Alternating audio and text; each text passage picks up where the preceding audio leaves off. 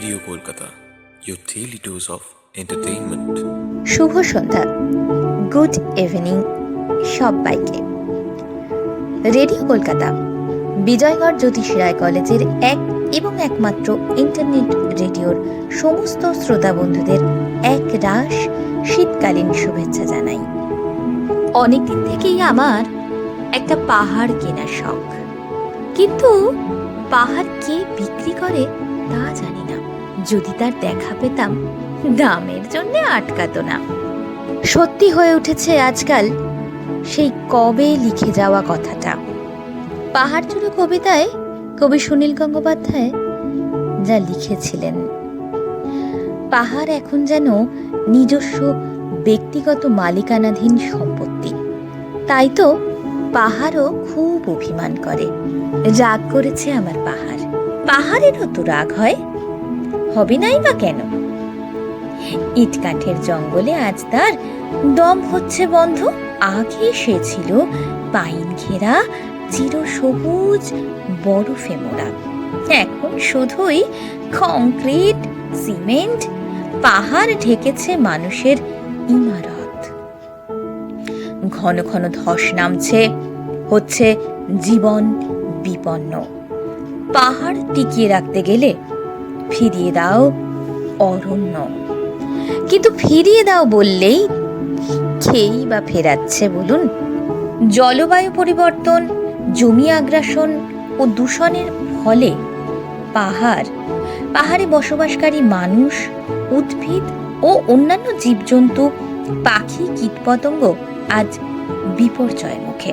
তাপমাত্রা বাড়ছে, অবিশ্বাস্য গতিতে হিমবাহ গলে যাচ্ছে। অচিরেই বিশুদ্ধ জলের যোগান হয়তো বন্ধই হতে চলেছে।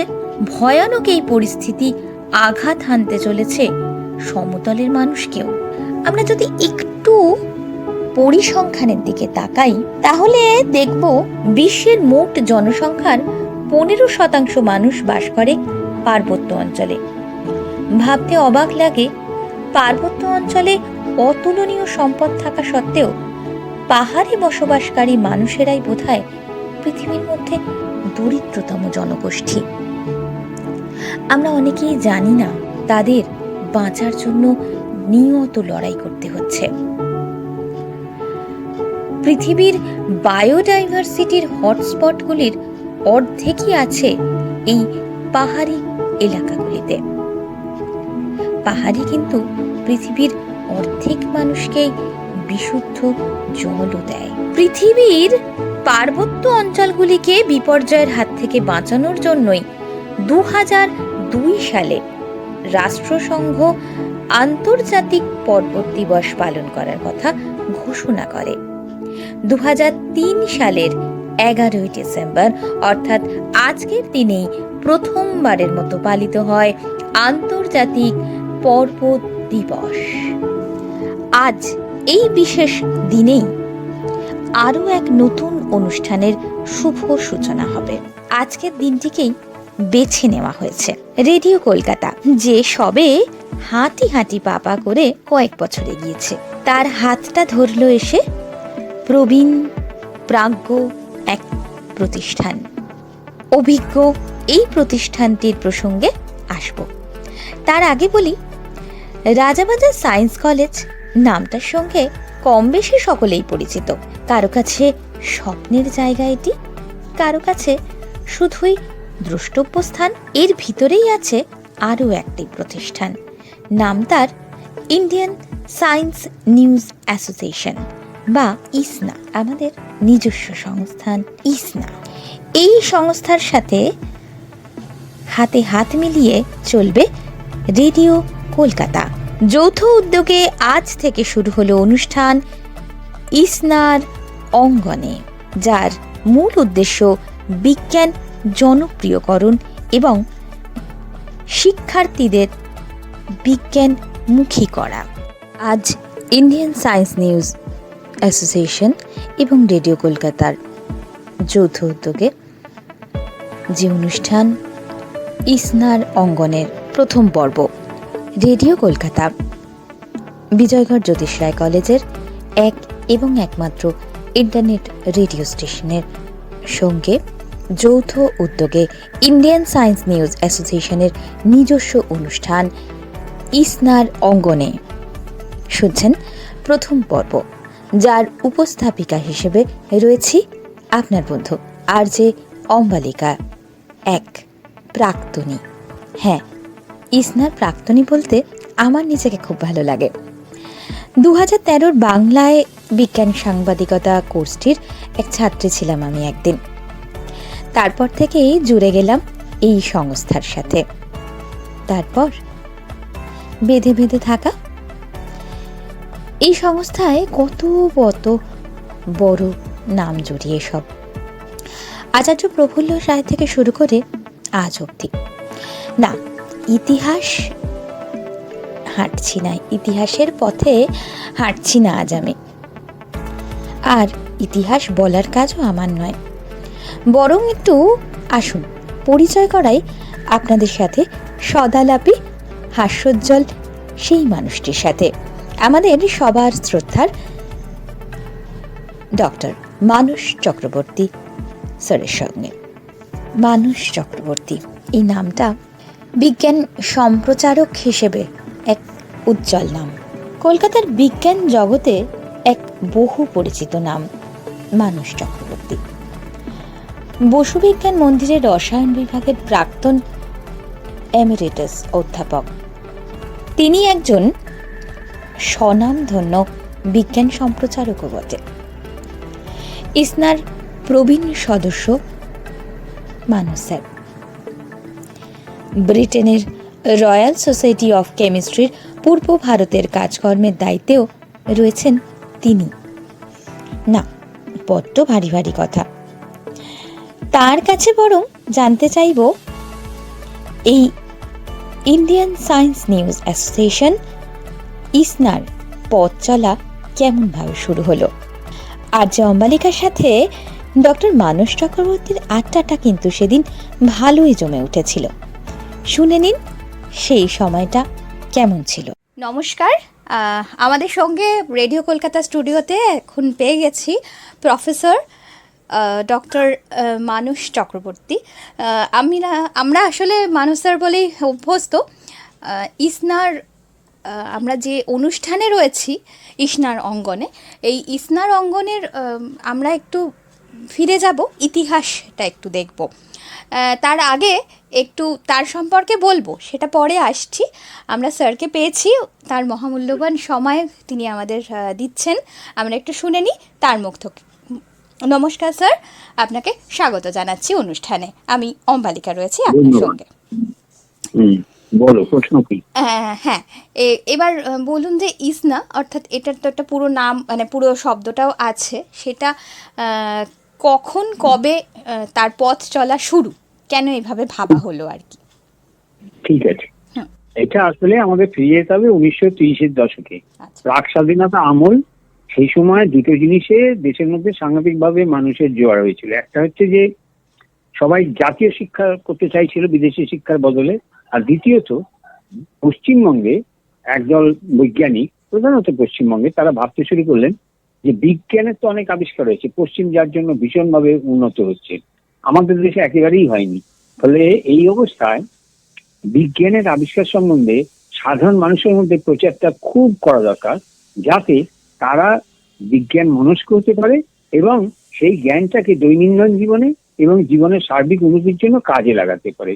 এই উদ্দেশ্য নিয়ে 1935 সালে ইন্ডিয়ান সায়েন্স নিউজ অ্যাসোসিয়েশন বা এই সংস্থাটা কি ইসনাটাকে আমরা সংক্ষেপে বলি, সেটা প্রস্তুত হয়। এবার কি ডিটেলসটা বলবো? হ্যাঁ, বলুন আপনি। আচ্ছা, সেটা হচ্ছে যে এটা তৈরি করেন যারা, তারা সব বিখ্যাত লোক। তাদের মধ্যে খুব উপরের দিকে নাম যে করা যায়, আচার্য প্রফুল্লচন্দ্র রায়, ইনি ছিলেন প্রধান নেতা, প্রফেসর মেঘনাথ সাহা, স্যার উপেন্দ্রনাথ ব্রহ্মচারী এবং আরো অনেকে। তো ব্যাপারটা হচ্ছে যে 1935 সালে এটা স্থাপিত হয়।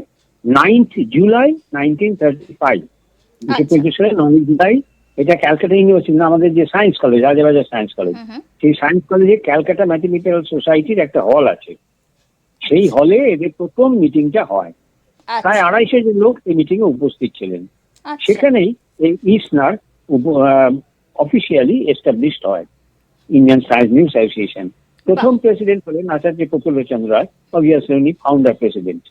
তিনজন ভাইস প্রেসিডেন্ট ছিলেন, তিনজনই অত্যন্ত নামকরা। একজন হচ্ছেন শ্যামা প্রসাদ মুখার্জি, তিনি তৎকালীন ক্যালকাটা ইউনিভার্সিটির ভাইস চ্যান্সেলর। দ্বিতীয়জন হলেন স্যার উপেন্দ্রনাথ ব্রহ্মচারী, আমরা তো সবাই জানি কালা আজাওয়ার যেটাকে বলি, আর ওষুধ হচ্ছে ইউরিয়া স্টিবামাইন, তার আবিষ্কর্তা হচ্ছে এই স্যার ইউএন ব্রহ্মচারী, উনি ছিলেন দ্বিতীয় ভাইস প্রেসিডেন্ট। আরেকজন ভাইস প্রেসিডেন্ট ছিলেন, তার নাম হচ্ছে ডক্টর এস.সি. ল, আসলে ওনার নাম হচ্ছে সত্যচরণ লাহা। ব্রিটিশ আমলে অনেক ইন্ডিয়ান বা বাঙালি নেম এইভাবে উচ্চারিত হতো এবং ওরা লিখতেন এইভাবে। উনি ছিলেন একজন কোটিপতি লোক, কিন্তু উনি পক্ষী বিচারক ছিলেন। উনি এছাড়া প্রকৃতি বলে একটা বাংলায় ম্যাগাজিন ছিল, উনি তার এডিটরও ছিলেন। দুজন সেক্রেটারি যারা হয়েছিলেন তারা অত্যন্ত নামকরা, একজন প্রফেসর মেঘনাথ সাহা, আরেকজন ডক্টর বিধুভূষণ রে, দুজনই ফিজিসিস্ট। ট্রেজারার হয়েছিলেন ডক্টর নিখিল রঞ্জন সেন, উনিও ফিজিসিস্ট, খুব নামকরা। সায়েন্স কলেজে প্রায় মিটিং হয় আমাদের এইনার সেন হলে, এইনার সেন হচ্ছে আসলে নিখিল রঞ্জন সেন। আর সব বহু নামকরা লোক উপস্থিত ছিলেন। এই হচ্ছে ইসনার স্থাপনা। এইবার বলো, এবার যদি বলি, হ্যাঁ, এই স্থাপনার গল্পটা তো ভীষণ সুন্দর, মানে একদম গল্প তো নয়, সত্য ঘটনাটাই। তো আমি যেটা জানতে চাইছি যে সেই পরিপ্রেক্ষিত, অর্থাৎ আজকের দিনের সায়েন্স যে জায়গায় উন্নত হয়েছে বা মানসিকভাবে, আমি জানি না আমরা সত্যি কতটা উন্নত হয়েছি আর কি মানসিকভাবে, তবু বলছি প্রশ্নটা যে 30-35-এর সময়, মানে বিফোর যে মানে স্বাধীনতা যেটা আপনি বলছেন আর কি, প্রাক স্বাধীনতা, সেই সময় তো মানুষের মনে বিজ্ঞান চেতনা এইটা তো প্রায় ছিল না বললেই চলে। তো সেইটা উদ্দেশ্য, মানে এই যে অ্যাসোসিয়েশন, কয়েকজন মানুষ মিলে একসাথে বসলে তো অ্যাসোসিয়েশন একটা তৈরি হয়, এই অ্যাসোসিয়েশন কথাটা কেন এলো, যে মানে কি উদ্দেশ্য ছিল, এরা কি করবেন আর কি, তারা কি করবেন, কি ভাবা হচ্ছে? এই সায়েন্স নিউজ অ্যাসোসিয়েশন তো হলো, উদ্দেশ্যটা কি? উদ্দেশ্যটা আগেই বলেছি, সেটা হচ্ছে বিজ্ঞানের আবিষ্কারের সমস্ত সংবাদগুলো সাধারণের মধ্যে প্রকাশ করা। তো সেটা তো একটা অ্যাসোসিয়েশন করলে হবে না, একটা কিছু চাই যা দিয়ে লোকের কাছে পৌঁছবে। সেই জন্য তারা একটা জার্নাল প্রকাশ করা শুরু করলেন, যার নাম হচ্ছে সায়েন্স অ্যান্ড কালচার। কিন্তু মজার কথা হচ্ছে যে 9 জুলাই 1935 প্রথম মিটিংটা হয়, কিন্তু ভাবনা চিন্তাটা আগেই শুরু হয়েছিল, যার জন্য জুন 1935 থেকেই কিন্তু সায়েন্স অ্যান্ড কালচারের প্রথম ইস্যুটা বেরোতে শুরু করে। এটা একটা সব জার্নালে হয় না, এটা একটু আনইউজুয়াল, ইসনার জন্য এটা একটু বৈশিষ্ট্যপূর্ণ। যাই হোক, এই জার্নালে বিভিন্ন রকমের জিনিসপত্র ওরা পাবলিশ করতেন স্বাভাবিকভাবে, এবং যে সমস্ত জিনিস পাবলিশ করতেন সেগুলো কি সেগুলো বেসিক্যালি হচ্ছে যে সায়েন্সের যা কিছু আবিষ্কার সেই সম্বন্ধে, আচ্ছা সায়েন্স ভিত্তিক পলিসি যেগুলো ভারত সরকার নেয় জনজীবনের উপর যাদের প্রভাব আছে সেই সব পলিসি সম্বন্ধে, যেমন এই দামোদর ভ্যালি কর্পোরেশন সম্বন্ধে অনেক উন্নত আর্টিকেল প্রফেসর মেঘনাথ সাহা লিখেছিলেন। এছাড়া লোকে যারা গবেষণা করে তাদের গবেষণার ফলাফল সংক্ষিপ্ত করে পাবলিশ করা হতো, কারণ এটা বেসিক্যালি গবেষণামূলক জার্নাল না। এছাড়া নোটস অ্যান্ড নিউজ বলে একটা জায়গা ছিল, সেটা হচ্ছে যে সমস্ত সারা ভারতবর্ষ এবং সারা পৃথিবীতে বিজ্ঞানের আবিষ্কারের ছোট ছোট তথ্য, প্লাস যেখানে এই বিজ্ঞান ভিত্তিক সভা টভা হয় তাদের প্রচুর নোট, সেগুলো পাবলিশ করা হতো। এছাড়াও বুক রিভিউজ তো যে সব জার্নালে, এই জার্নালে হতো, কেউ যদি বিজ্ঞান ভিত্তিক বই দিত তাহলে এডিটররা হয় নিজে অন্য কাউকে দিয়ে সেটা রিভিউ করিয়ে পাবলিশ করতেন। তো মোটামুটিভাবে দেশীয় এবং আন্তর্জাতিক বিজ্ঞান এবং গবেষণালব্ধ ফল এবং কোথায় কি বিজ্ঞান ভিত্তিক সভা সমিতি হচ্ছে ইত্যাদি জানানোর জন্যই, যাতে লোকে একটু বিজ্ঞান মনস্ক হতে পারে, অর্থাৎ র্যাশনালিটি বা যুক্তিবাদী হতে পারে, এবং হলে পরে এই বিজ্ঞানের কাজকর্মগুলোকে কাজে লাগিয়ে যদি তারা দৈনন্দিন জীবনটা স্থাপন করতে পারে। এই উদ্দেশ্যেই সায়েন্স অ্যান্ড কালচারটা স্থাপিত হলো জুন মাস থেকে। ওরা ইনিশিয়ালি এই জার্নালটা ছিল মান্থলি, কিন্তু পরে আর্থিক এবং নানা কারণে এটা হয়ে গেল কিছুদিন পর থেকে বাই মান্থলি, অর্থাৎ 2 মাসে একটা করে বেরোয়। এবং গর্বের সঙ্গে বলা যেতে পারে যে সেই থেকে আজ পর্যন্ত একবার ওই সেটা বন্ধ হয়নি। এই 90-10 ধরে কন্টিনিউয়াসলি এটা চলেছে। এরপরে এই হচ্ছে জার্নাল সংক্রান্ত ব্যাপার। এইবার বলো। এবার এটা তো হলো জার্নাল। ধরুন আমি বলছি যে একেবারে সাধারণ মানুষ, হ্যাঁ, তাদের মধ্যে মানে আমরা তো ধরুন যেহেতু নিজে ইসনার সঙ্গে যুক্ত বা আমি নিজেও পড়েছি সেখানে, সেজন্যই আমি বলতে চাইছি যে আমরা যে এইভাবে খবর পাচ্ছি, বিভিন্নভাবে এলাম এই জায়গাটাতে, আমি বলছি সেই ধরনের যে কালচারটাকে, অর্থাৎ একদম সাধারণ মানুষের মধ্যে বিজ্ঞানকে ছড়িয়ে দেওয়া, এই ক্ষেত্রে ভূমিকাটা কীরকম হলো বা কবে থেকে শুরু হলো সেই ভূমিকাটা? বলি, সেটা হচ্ছে যে দেখো, তারা যখন প্রথমে জার্নালটা সমিতিটা তৈরি করলেন এবং জার্নালটা করলেন ইংরাজি জার্নাল, তখন বুঝতেই পারছো যে এটা কোথাও বলা নেই, কিন্তু আমি আন্দাজ করতে পারি যে তাদের মূল উদ্দেশ্যই ছিল মনের মধ্যে এই যারা লেখকরা মোটামুটি জানে, তারা বৈজ্ঞানিক না হতে পারেন বা বৈজ্ঞানিক হলে বিভিন্ন ফিল্ডের হতে পারে, কিন্তু তারা এইগুলো পড়বেন, পড়ে তারা আবার ছড়াবেন। কিন্তু এছাড়াও ওদের মনের মধ্যে, ওদের প্রথম মিটিং এ ওদের এডিটর বলেছিলেন আরো দুটো কথা, যেটা হয়তো সবাই জানে না। একটা হচ্ছে যে বলেছিলেন সময় পেলে, অর্থাৎ আর্থিক সামর্থ্য হলে পরে আমরা আরো দুটো জিনিস করবো। একটা মাতৃভাষায় জার্নাল বার করবো, আর দ্বিতীয়টা হচ্ছে যে স্কুল স্টুডেন্টদের জন্য একটা জার্নাল বার করবো। এই যে দুটো উদ্দেশ্যের কথা ওরা প্রথম মিটিং এ ব্যক্ত করেছিলেন, তা দিয়ে তাদের মধ্যে পরিষ্কার তাদের উদ্দেশ্যটা বোঝা যায় যে তারা জনসাধারণের কথা এবং ছাত্রদের কথা বিশেষভাবে ভেবেছিলেন। কিন্তু আনফর্চুনেটলি আর্থিক সামর্থ্য তো হয়নি, আজও হয়নি, এখনো যথেষ্ট কষ্টসৃষ্ট করেই চলে, অনেকটা ডোনেশনের উপরই, দানের উপরই চলে। তা সত্ত্বেও কিন্তু সম্প্রতি দুটো ডেভেলপমেন্ট হয়েছে, সেটা বলি। সেটা হচ্ছে যে আমরা দুটো পেপার বার করতে পেরেছি। একটা ইংরেজিতে, তার নাম হচ্ছে সায়েন্টিফিকা কমুনিকা, আর একটা হচ্ছে বাংলায়, তার নাম বিজ্ঞান কহন। এই দুটোতে বিজ্ঞান কহনটা তো বাংলায় ন্যাচারালি প্রচারটা একটু বেশি হয়, এটা ওয়েবসাইটে দিয়ে দেওয়া হয়, ফলে আজকাল তো নেট সবাই ঘাটে, তাহলে নেট ঘাটলেই বিজ্ঞান কহন দেখতে পাবে। এবং এই বিজ্ঞান কারণেও বিজ্ঞানের সমস্ত আবিষ্কার শুরু নয়, সেখানে একটা পাতা স্থির করা হয়েছে স্কুল স্টুডেন্টদের জন্য, একটা হচ্ছে অল্প বয়সী ছেলেদের জন্য। অর্থাৎ এই যদি সেন্ট্রাল কালচারের ওয়েবসাইটটা দেখে, তাহলে অন্তত সঙ্গে সঙ্গে এই বিজ্ঞান কহন এবং সায়েন্টিফিক কমিউনিকা দেখতে হবে এবং পুরো পাবে, সেখানে কোনো পয়সা কড়ি লাগে না। ফলে আমাদের সামর্থ্যের মধ্যে দিয়ে এর বেশি কিছু করার ক্ষমতা এই মুহূর্তে নেই। আর একটা ব্যাপার আছে, সেটা হচ্ছে মাঝখানে বেশ কিছুদিন ধরে একটা চেষ্টা চলছিল, সেটা হচ্ছে যে বিভিন্ন স্কুলে বা কলেজে গিয়ে বিজ্ঞান বিষয়ক বক্তৃতা দেওয়া, কারণ সেটা আমাদের ডাইরেক্টলি ছাত্রদের কাছে পৌঁছেছে এবং সেটা অনেকদিন হয়েওছে। আমি নিজেও একাধিক জায়গায় গিয়ে, আমি বিশ্বভারতীতে গিয়ে বলেছি, আমি অন্যান্য জায়গায় বলেছি, লেকচার দিয়েছি, কিন্তু ওদের খানিকটা পয়সা লাগে তো, যাতায়াত আছে ইত্যাদি আছে। তো যখন আমরা যেমন মাঝখানে বিজ্ঞান পেশার থেকে একটানা 6 বছর কন্টিনিউয়াস আর্থিক সামর্থ্য পেয়েছি, তখন এগুলো করতে পারতাম। এখন আর্থিক সামর্থ্য সেই বলে এই মুহূর্তে সেটা একটু বন্ধ আছে। কিন্তু তার পরিবর্তে হিসেবে এই যে বিজ্ঞান কহন আর সায়েন্টিফিক কমিউনিকা উঠে এসছে, একটা ইংরেজি একটা বাংলা। বলো এবার।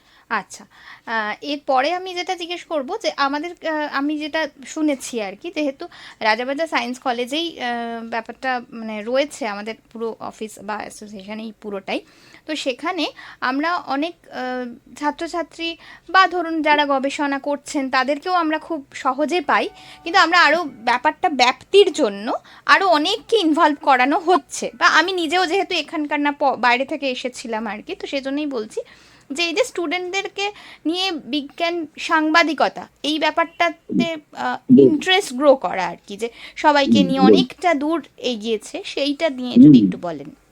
ঠিক আছে, বলি। আসলে আমি ভাবছিলাম কখন এই প্রশ্ন করবে, কারণ এটা হচ্ছে ইন্ডিয়ান সায়েন্স নিউজ একটা এই মুহূর্তে অবিচ্ছেদ্য অঙ্গ। ঠিক তাই। আসলে জার্নাল পাবলিশ হতে শুরু করলো, জার্নাল প্রচুর চালু হলো, অনেক বড় বড় লোক আমাদের ওখানে লেখা দিয়েছেন, সে ব্যাপারে কোনো দ্বিমত নেই। কিন্তু সবাই বুঝতে পারছিল যে স্টিল পিপল এট লার্জ তো ঠিক এটার হদিশ পাচ্ছে না, শিক্ষিত লোকেরা পাচ্ছে। সেই জন্য 80-র দশকের মাঝামাঝি সময় থেকে ওরা একটা ট্রেনিং কোর্স শুরু করলো on science communication and media practice. উদ্দেশ্য হচ্ছে যে বিজ্ঞানকে কিভাবে জনসাধারণের মধ্যে প্রচার করা যায় সেটা শেখানো, অর্থাৎ সায়েন্স কমিউনিকেটর তৈরি করা।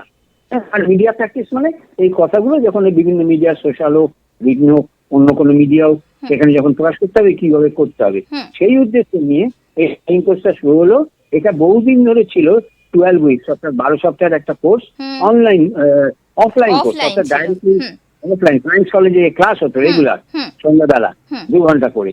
কিন্তু ওই বিজ্ঞান পেশার টাকা এখন আর তো দিতে পারে না, নিজেরাই সংস্থাটাই উঠে গেছে, ফলে এখন ওই অনলাইন করতে হয়, সেই জন্য সেটা করা যায় না। এখানে হয় কি, ছাত্রছাত্রীরা এলো, বিভিন্ন রিসার্চ পার্সন আছে, বিভিন্ন বিষয়ে যারা এক্সপার্ট, তারা বিজ্ঞানীদের জীবন সম্বন্ধে বলেন, বৈজ্ঞানিক আবিষ্কার সম্বন্ধে বলেন, তাদের প্রভাব সম্বন্ধে বলেন। কেউ কেউ শেখায় কি করে সায়েন্স কমিউনিকেট করতে হয়, কি করে আর্টিকেল তৈরি করতে হয়, কি করে ডকুমেন্টারি বানাতে হয়, তাদের জন্য ওয়ার্কশপ আছে নানা ধরনের, এমনকি পাপেট্রির মাধ্যমে, ড্যান্সিং এর মাধ্যমে, বিভিন্ন জিনিসের মাধ্যমে কি করে সায়েন্সকে জনসাধারণের মধ্যে প্রচার করা যায় সেটা শেখানো হয়। তারা বিভিন্ন সায়েন্টিফিক ইনস্টিটিউশন যান, ভিজিট করেন, বড় বড় সায়েন্টিফিক লোকেদের ইন্টারভিউ নেয়। ফলে হয় কি, অল্প এই ছাত্রছাত্রী যারা এই কোর্সে আসে তারা একটা খুব যে ডিপ সিটেড ব্যাপারটা হয় তা না, কিন্তু যেটা হয় যেটা কি বলবো, একটা প্রাথমিক ধারণা তাদের হয়ে যায়, এক্সপোজারটা হয়ে যায়, তারা গোটা বিশ্বটার একটা ভিউ বুঝতে পারে। আচ্ছা বুঝলাম। এরপরে যাদের ইন্টারেস্ট থাকে তারা আরো এগিয়ে যায়। ফলে এটা আর কি আমরা পুরোপুরি নিজেদের অরিজিনাল যে উদ্দেশ্যটা সেটা পূরণ করতে না পারলেও আশা করি অনেকটাই আমরা করতে পেরেছি লোককে।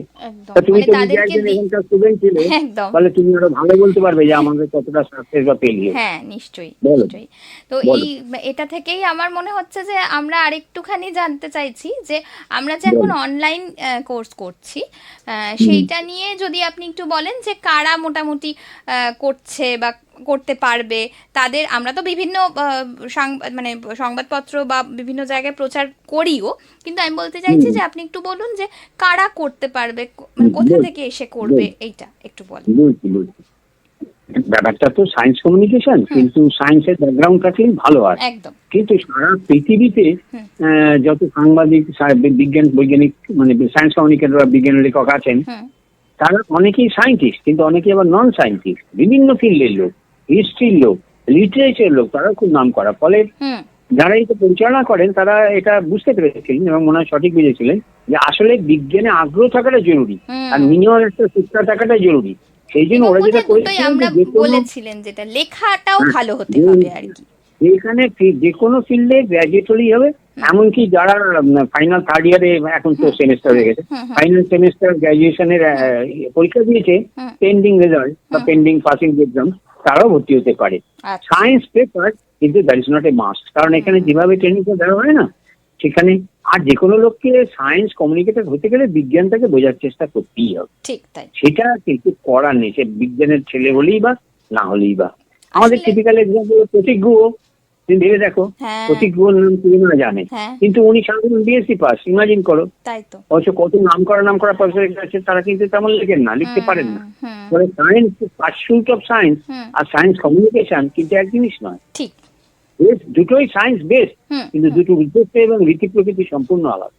ঠিক তাই। আমাদের এখন অ্যাপ্লিকেশন অ্যাডভার্টাইজমেন্ট করা হয়, যারা অ্যাপ্লাই করে তাদেরকে একটা ফর্মাল একটা টেস্ট নেওয়া হয়, টেস্টটা পাস করে গেলে একটা খুব মিনিমাল একটা ফিজ নেওয়া হয়, নিয়ে তারা অনলাইনে ক্লাস করে, ক্লাস করার পর পরীক্ষা, যেমন আমাদের লাস্টটা TOEIC যেটা, সেটা অলরেডি পরীক্ষা হয়ে গেছে, রেজাল্টও বেরিয়ে গেছে, সার্টিফিকেট আর সেরিমনি হয়ে গেছে।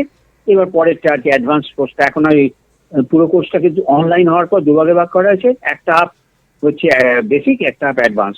বেসিকটা এই বছরের মধ্যে শেষ হয়েছে, অ্যাডভান্সটা পুজোর পর থেকে কোনো এক সময় অ্যাপ্রোপ্রিয়েট টাইমে শুরু হবে। আচ্ছা আচ্ছা, বাহ, অনেক কিছু জানা গেল, সত্যি কথাই। মানে আমরা তো নিজেরা আছি, কিন্তু আমি যে উদ্দেশ্যে এই অনুষ্ঠান করছি অ্যাকচুয়ালি, আমাদের তো রেডিও কলকাতা বিজয়গড় জ্যোতিষরায় কলেজের যে এই অনুষ্ঠান, সেখানে যেহেতু মূলত টার্গেট শ্রোতা যাকে বলা হয় আর কি, অডিয়েন্স বলবো, মানে যারা শুনছে তারা মূলত স্টুডেন্ট, অর্থাৎ বা একেবারে ইয়াং জেনারেশন, তাদের কিন্তু জানা দরকার যে এই ধরনের কাজগুলো কিন্তু এখানে হয়। অনেক ধন্যবাদ স্যার আপনাকে, অনেকটা সময় আমরা পেলাম, অনেক কিছু জানা হলো, অনেক ধন্যবাদ। শেষ করার আগে আমি একটা কথা বলবো। হ্যাঁ, নিশ্চয়ই বলুন।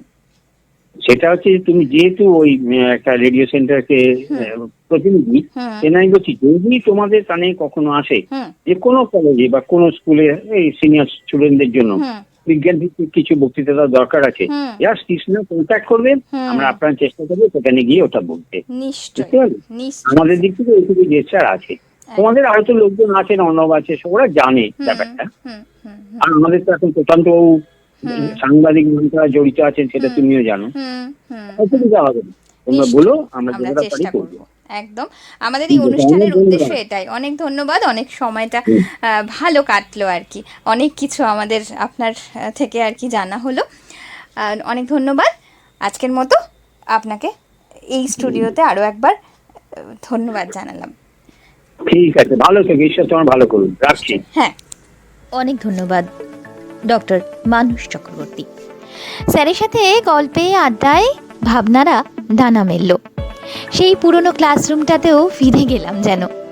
ইসনার অঙ্গনে প্রথম পর্ব নিয়ে রয়েছি আপনার বন্ধু আরজে অম্বালিকা। হ্যাঁ, ইসনার প্রাক্তনী। এই পরিচয়টা বড্ড গর্বের। বিজয়গড় জ্যোতিষ রায় কলেজের এক এবং একমাত্র রেডিও স্টেশন রেডিও কলকাতা এবং ইন্ডিয়ান সায়েন্স নিউজ অ্যাসোসিয়েশন এর যৌথ উদ্যোগে শুরু হলো আজকের এই অনুষ্ঠানের ইসনার অঙ্গনের পথ চলা। যারা বলেন বাংলায় বিজ্ঞান চর্চা সম্ভব নয়, তারা হয় বাংলা জানেন না অথবা বিজ্ঞান বোঝেন না। সত্যেন বোস লিখেছিলেন সেই কবে। আজ বিজ্ঞানকে জনপ্রিয় করতে যে উদ্যোগ নেওয়া হয়েছে সেই প্রসঙ্গে আসি, অনুষ্ঠানের প্রসঙ্গে। আচ্ছা, শীতের এই সময়টা আমরা তো নানা জায়গায় ইতিউতি ঘুরতে বেড়াই, তাই তো? তুমিও হেঁটে দেখো কলকাতা বলে যদি পায়ে পায়ে এসে পড়ি P23 রাজা কৃষ্ণ স্ট্রিট,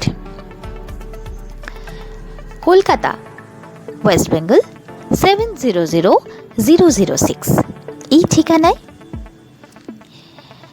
বাড়িটার সামনে এলে একটা অন্য অনুভূতি চোখে পড়বে।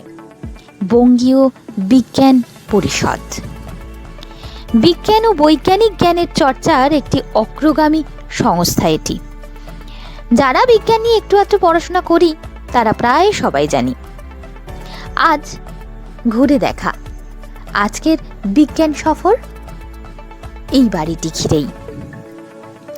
জাতীয় অধ্যাপক আচার্য সত্যেন্দ্রনাথ বসুর নেতৃত্বে সেই 1948 সালে যার পথ চলা শুরু হয়েছিল, আজ ঘুরে দেখব সেটি আমাদের ইসনার প্রাক্তন স্টুডেন্টদের সঙ্গে। কথাও বলবে তারাই। মালবিকা সেনগুপ্ত আরও এক প্রাক্তনী, কথা বলেছেন সভাপতি মহাশয়া সুমিত্রা চৌধুরীর সঙ্গে, যিনি ভিক্টোরিয়া কলেজের প্রিন্সিপাল ছিলেন। তার অনেক পরিচয়, তিনি আমাদের খুব প্রিয় ম্যাম সুমিত্রা চৌধুরী। তার আরও একটা পরিচয় না দিলে অন্যায় হবে। ISNA, Indian science news association, তার কাউন্সিল মেম্বারও তিনি। এবার আসুন কথা বলে নি, না আমি বলবো না, কিন্তু মালবিকা সেনগুপ্ত প্রাক্তনী, ইসনার প্রাক্তনী, সে কথা বলেছে সুমিত্রাদির সাথে। কি বলেছে, কেমন হলো তাদের কথাবার্তা শুনবো এবার। আচ্ছা দিদি, আমরা সকলেই জানি যে আচার্য সত্যেন্দ্রনাথ বোসের স্বপ্ন ছিল বঙ্গীয় বিজ্ঞান পরিষদ। এই পরিষদের মাধ্যমেই তিনি বাংলা ভাষায় বিজ্ঞান চর্চা হোক তা তিনি চেয়েছিলেন। তো এই যে প্রতিষ্ঠানটি প্রথম কবে শুরু হয়, কবে প্রতিষ্ঠিত হয় এবং প্রথম দিন কি অনুষ্ঠান হয়েছিল সেই সম্বন্ধে যদি আমাদের একটু জানান।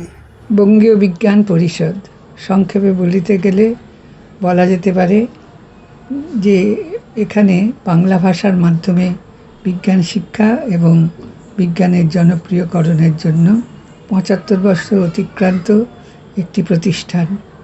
এর প্রতিষ্ঠা অনেক বেশি গুরুত্বপূর্ণ। আমাদের দেশ একসময় জ্ঞান ও বিজ্ঞান চর্চায় অনেক সমৃদ্ধ থাকলেও এই চর্চা ব্যাহত হয়েছিল। এই দেশ পাশ্চাত্যের আধুনিক বিজ্ঞান চর্চা শুরু হয়েছে 19 শতকের মাঝামাঝি সময় থেকে। প্রথম যে ভারতীয়রা বিজ্ঞানে উচ্চশিক্ষা নিতে বিদেশে গেছেন এবং এদেশে এসে এখানে বিজ্ঞানে উচ্চশিক্ষায় পঠন পাঠন শুরু করেছেন, তাদেরই দুই পথিকৃৎ হলেন জগদীশচন্দ্র বসু এবং প্রফুল্লচন্দ্র রায়। এবং পরবর্তীকালে এদের মুখপাত্র ছাত্ররা, একদিকে এই ছাত্ররা যেমন মেঘনাথ সাহা, সত্যেন্দ্রনাথ বসু প্রমুখ কেউ বিদেশ থেকে আহরিত জ্ঞান বিজ্ঞান উচ্চশিক্ষা লাভ করেছেন এবং একই সঙ্গে এরা চেয়েছেন দেশের সাধারণ মানুষকে বিজ্ঞানের প্রাথমিক শিক্ষা দিতে। এদের মধ্যে প্রথমেই বলা যায় সত্যেন্দ্রনাথ বসুর নাম। আমাদের স্বাধীনতার মাত্র কয়েক মাস বাদেই সত্যেন্দ্রনাথ এবং বহু বিশিষ্ট মানুষজন ঠিক করেন যে দেশের মানুষের কাছে বিজ্ঞান ও তার প্রয়োজনীয়তা সহজভাবে পৌঁছে দেওয়ার জন্য একটি প্রতিষ্ঠান তৈরি করা হবে। এদের আন্তরিক প্রচেষ্টায় তৈরি হয় বঙ্গীয় বিজ্ঞান পরিষদ। 25শে জানুয়ারি 1948 রামমোহন লাইব্রেরি সভাকক্ষে প্রায় 400 বিশিষ্ট মানুষের উপস্থিতিতে বঙ্গীয় বিজ্ঞান পরিষদ স্থাপিত হয়েছিল। ওই দিনই প্রকাশিত হয়েছিল পরিষদের মুখপাত্র জ্ঞান ও বিজ্ঞান পত্রিকা। প্রথম সম্পাদক ছিলেন প্রফুল্লচন্দ্র মিত্র এবং এর পরেই কিছুদিন বাদেই সম্পাদনার দায়িত্ব নিলেন গোপালচন্দ্র ভট্টাচার্য, বিশিষ্ট প্রকৃতিবিজ্ঞানী এবং সুলেখক। লেখক সংগ্রহ করা নানা বিষয়ে নিজের করা গবেষণা সহজভাবে লেখা, বিজ্ঞানের নানা বিষয়ে পরীক্ষা দেখানো জ্ঞান ও বিজ্ঞান পত্রিকাকে প্রায় 30 বছর পুষ্ট করেছেন, সমৃদ্ধ করেছেন। জ্ঞান বিজ্ঞানের পত্রিকা ছাড়াও বহু বই প্রকাশিত হয়েছে বঙ্গীয় বিজ্ঞান পরিষদের মাধ্যমে। যেমন এখন হয় রামেন্দ্র সুন্দর ত্রিবেদী স্মৃতি পুরস্কার, এই পুরস্কারের অধীনে কিছু বিজ্ঞানের বই ছাপানো হয়। এছাড়াও প্রতি বছর বেশ কয়েকজন বিজ্ঞানী শিক্ষক তারা এই বিজ্ঞানের নানা বিষয়ের বই তারা ব্যবহার করেন, তারা ছাপেন এখান থেকে, এবং বেশিরভাগই হচ্ছে যে জনগণের প্রয়োজনে লাগে সেই রকম কিছু বই তারা প্রকাশ করেন। এইভাবে প্রায় শতাধিক বই এখান থেকে প্রকাশিত হয়েছে। এছাড়া নিয়মিত পত্রিকা জ্ঞান বিজ্ঞান আছে। এছাড়া বিভিন্ন ধরনের সেমিনার ইত্যাদি এখান থেকে প্রতি বছর করা হয়, যার মাধ্যমে সাধারণ মানুষ বিজ্ঞানের বিভিন্ন বিষয়ে তারা পরিচিত হতে থাকে। আমাদের সফর কিন্তু চলছে। বঙ্গীয় বিজ্ঞান পরিষদের সভাপতি সুমিত্রা চৌধুরীর সঙ্গে কথা বলে এগিয়ে চলেছে আমাদের ছাত্রী মালবিকা। সুমিত্রা ম্যাডামকে অনেক ধন্যবাদ এতটা সময় আমাদেরকে দেওয়ার জন্য। মালবিকাকেও অনেকটা ভালোবাসা জানালাম। বিজ্ঞান প্রতিষ্ঠানের অলিন্দে ঘুরতে ঘুরতে মালবিকার সঙ্গে আরও 2 প্রাক্তনের দেখা হয়ে গেছে। এশা পণ্ডিত ও মৌক্তিক সেনগুপ্ত, তারাও কথা বলেছে আরও একজনের সাথে, তিনি ডক্টর শতাব্দী দাস। আসলে শতাব্দী দাস বললে অনেকগুলো নাম, অনেকগুলো কথা উঠে আসে, আমার অন্তত তাই মনে হয়। তার একটা প্রধান কারণ, তার সাথে আমারও সম্পর্কটা সত্যি খুব ভালো। অবসরপ্রাপ্ত মুখ্য বিজ্ঞানী, গবেষণা সম্প্রসারণ ও খামার অধিকরণ, পশ্চিমবঙ্গ প্রাণী ও মৎস্য বিজ্ঞান বিশ্ববিদ্যালয়। বিভিন্ন বিজ্ঞান ও সাহিত্য পত্রিকায় প্রকাশিত বিজ্ঞান বিষয়ক প্রবন্ধের লেখিকা। কি ভারী ভারী নাম হয়ে যাচ্ছে, কিন্তু তার পরিচয়টা একটু যে দিতেই হয়।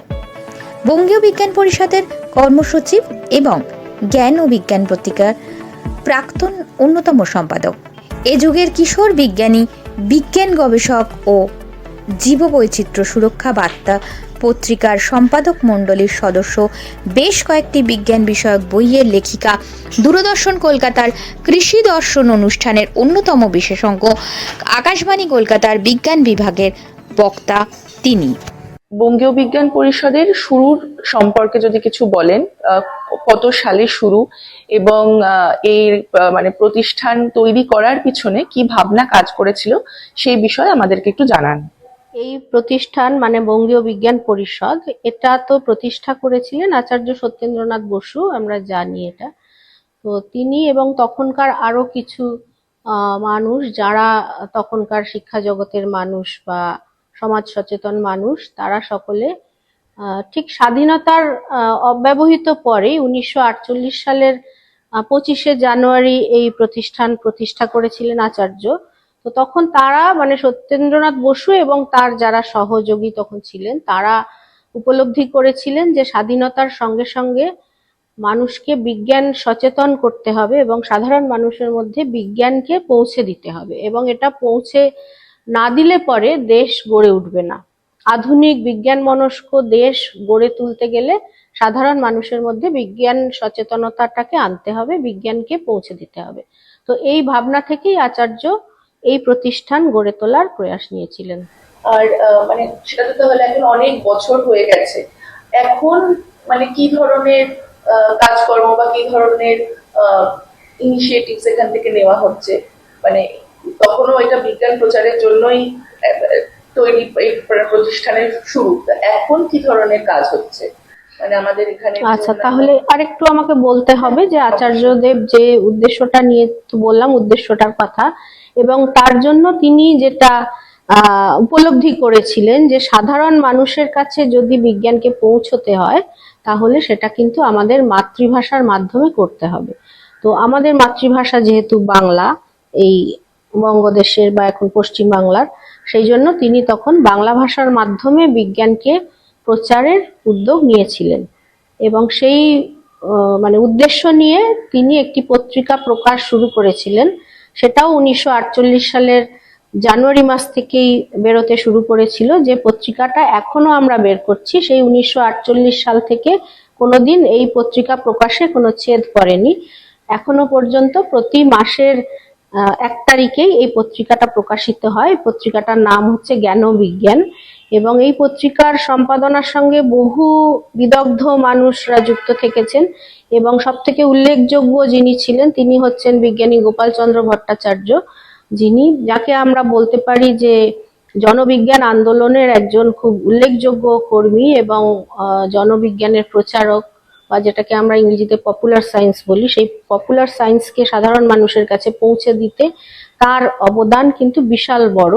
এবং তিনি দীর্ঘদিন ধরে এই জ্ঞানবিজ্ঞানের সম্পাদনা করেছিলেন, এবং তার পরবর্তীকালেও যারা সম্পাদনার দায়িত্বে এসেছেন তারাও খুব নিষ্ঠার সঙ্গে এবং খুব যত্ন করে এই পত্রিকা প্রকাশের দায়িত্ব পালন করছেন। এবং এটাও আমাদের যেটা আমরা জানি যে সমস্ত মানুষের কাছে, সমস্ত বাঙালি যে জনগোষ্ঠী আছেন তাদের মধ্যে এই বিজ্ঞানকে পৌঁছে দেওয়া, এবং সেটা সমাজের সমস্ত স্তরের মানুষ, কারণ ইংরেজিতে যে বিজ্ঞান চর্চা হয় সেটা কিন্তু সমাজের সব স্তরে পৌঁছয় না। সমাজের একেবারে সমস্ত স্তরের মানুষের কাছে পৌঁছে দেওয়ার জন্যই কিন্তু মাতৃভাষায় এই বিজ্ঞান প্রচারের কাজটা হয়, যেটা বিজ্ঞান পরিষদের, বঙ্গীয় বিজ্ঞান পরিষদের মূল উদ্দেশ্য। এবং সেটার জন্য একটা বললাম যে পত্রিকা প্রকাশ হয়, দ্বিতীয়ত হচ্ছে যে বিভিন্ন স্মৃতি বক্তৃতা এখানে হয়, যে অনেক মানুষের সম্মানার্থে বা তারা মারা যাওয়ার পরে তাদের উদ্দেশ্যে যে সমস্ত এন্ডাওমেন্ট গুলো আছে, সেই এন্ডাওমেন্ট গুলো থেকে আমরা এখানে স্মারক বক্তৃতা করি। এরকম বেশ কিছু স্মারক বক্তৃতা এখানে আছে। তার মধ্যে সব থেকে পুরোনোটা হচ্ছে রাজশেখর বসুর স্মারক বক্তৃতা। তো আরো অনেক স্মারক বক্তৃতা এখানে হয়, এবং কিছু স্মৃতি পুরস্কারও দেওয়া হয়। তো সেইগুলোর মাধ্যমেও সাধারণের মধ্যে এই যে বক্তৃতাগুলো হয়, এগুলো কিন্তু জনসাধারণের জন্য, সকলের জন্য, মানে তারা আসতে পারেন ইচ্ছা করলেই। এইভাবেও একটা সাধারণ মানুষের মধ্যে বিজ্ঞানকে ছড়িয়ে দেওয়ার চেষ্টা হয়। এই বক্তৃতাগুলো সবই বিজ্ঞানের বিভিন্ন বিষয় হয়ে থাকে। আরেকটা হচ্ছে যে ছাত্রছাত্রীদের মধ্যেও বিজ্ঞানকে আরো বেশি জনপ্রিয় করার জন্য, মানে বইয়ের পাতা থেকে শুধু নয়, তারা যাতে তাদের ব্যবহারিক সবকিছুর মধ্যে বিজ্ঞানকে খুঁজে নিতে শেখে, তার জন্য তাদের নিয়ে বিভিন্ন রকমের যে সমস্ত প্রতিযোগিতা সেগুলো আমরা করেছি। আমরা তো কয়েক বছর আগে এই পরিষদের 75 বছর পালন করেছি। সেই সময় আমরা বিভিন্ন স্কুলের ছাত্রছাত্রীদের মধ্যে বিভিন্ন রকম প্রতিযোগিতার আয়োজন করেছি, এবং তাতে খুব সাড়া পেয়েছি আমরা। তারা কিন্তু খুব আনন্দ করে এই সমস্ত প্রতিযোগিতায় অংশ নেয়। তো এভাবেও তাদের মধ্যে বিজ্ঞানের আরো বেশি প্রচার হয়। যারা ছাত্রছাত্রী তাদের যে মানে প্রতিষ্ঠানের একটা ভিজিট বা ট্যুর, সেগুলো কি করানো হয়? তাদেরকে এনকারেজ করা হয়। যখন তারা এই প্রতিযোগিতাগুলোয় অংশ নিতে আসে সেই সময় তাদেরকে আমরা বলি সব সময় যে তোমরা, বা তাদের সঙ্গে যে শিক্ষক শিক্ষিকারা আসেন তাদেরকেও বলা হয় যে আপনারা আমাদের দোতলায় যে সংগ্রহশালাটা আমরা গড়ে তুলেছি সেখানে ছাত্রছাত্রীদের নিয়ে যান, এবং তারা এখানে আসে, তারা খুব আগ্রহ নিয়ে তারা সংগ্রহশালাটা দেখে, এবং সবসময় আমরা বলার চেষ্টা করি যেখানেই ছাত্রছাত্রীদের সঙ্গে আমাদের কোনো রকম ইন্টারাকশন হয় তখন আমরা বলি যে এইটা তোমরা এখানে এরকম একটা সংগ্রহশালা রয়েছে আচার্য সত্যেন্দ্রনাথ বসুর, তো সেটা তোমরা দেখতে আসতে পারো। তবে সবসময় এখানকার মানে আমাদের পক্ষ থেকে উদ্যোগ নিয়ে সেটা করা হয়নি, যখনই তারা আসে তখন আমরা তাদেরকে বলি। তবে যদি এরকম ভাবে স্কুলের থেকে কোনোভাবে তাদের শিক্ষক শিক্ষিকারা আগ্রহী হন তাহলে নিশ্চয়ই তারা এলে পরে আমরা এখানে ব্যবস্থা করতে পারবো। শুধু এটা নয়, কাছেই তো রয়েছে সত্যেন্দ্রনাথ বসুর যে বাড়ি, যেটা ঈশ্বর মিল লেনে একেবারেই কাছে, স্কটিশ চার্চ স্কুলের পেছনে। তো সেখানেও এখন আর ঢোকার অনুমতিটা নেই, কিন্তু বাইরে থেকে সেই বাড়িটা দেখানো মানে গিয়ে দেখানো যেতেই পারে, বা তারাও ইচ্ছে হলে নিজেরাও দেখে নিতে পারে, একেবারেই কাছে পরিষদের। এখানে আচার্য সত্যেন্দ্রনাথ বসুর যে মিউজিয়ামটি আছে এবং তার যে কালেকশন সেই সম্পর্কে একটু আলোকপাত করবেন।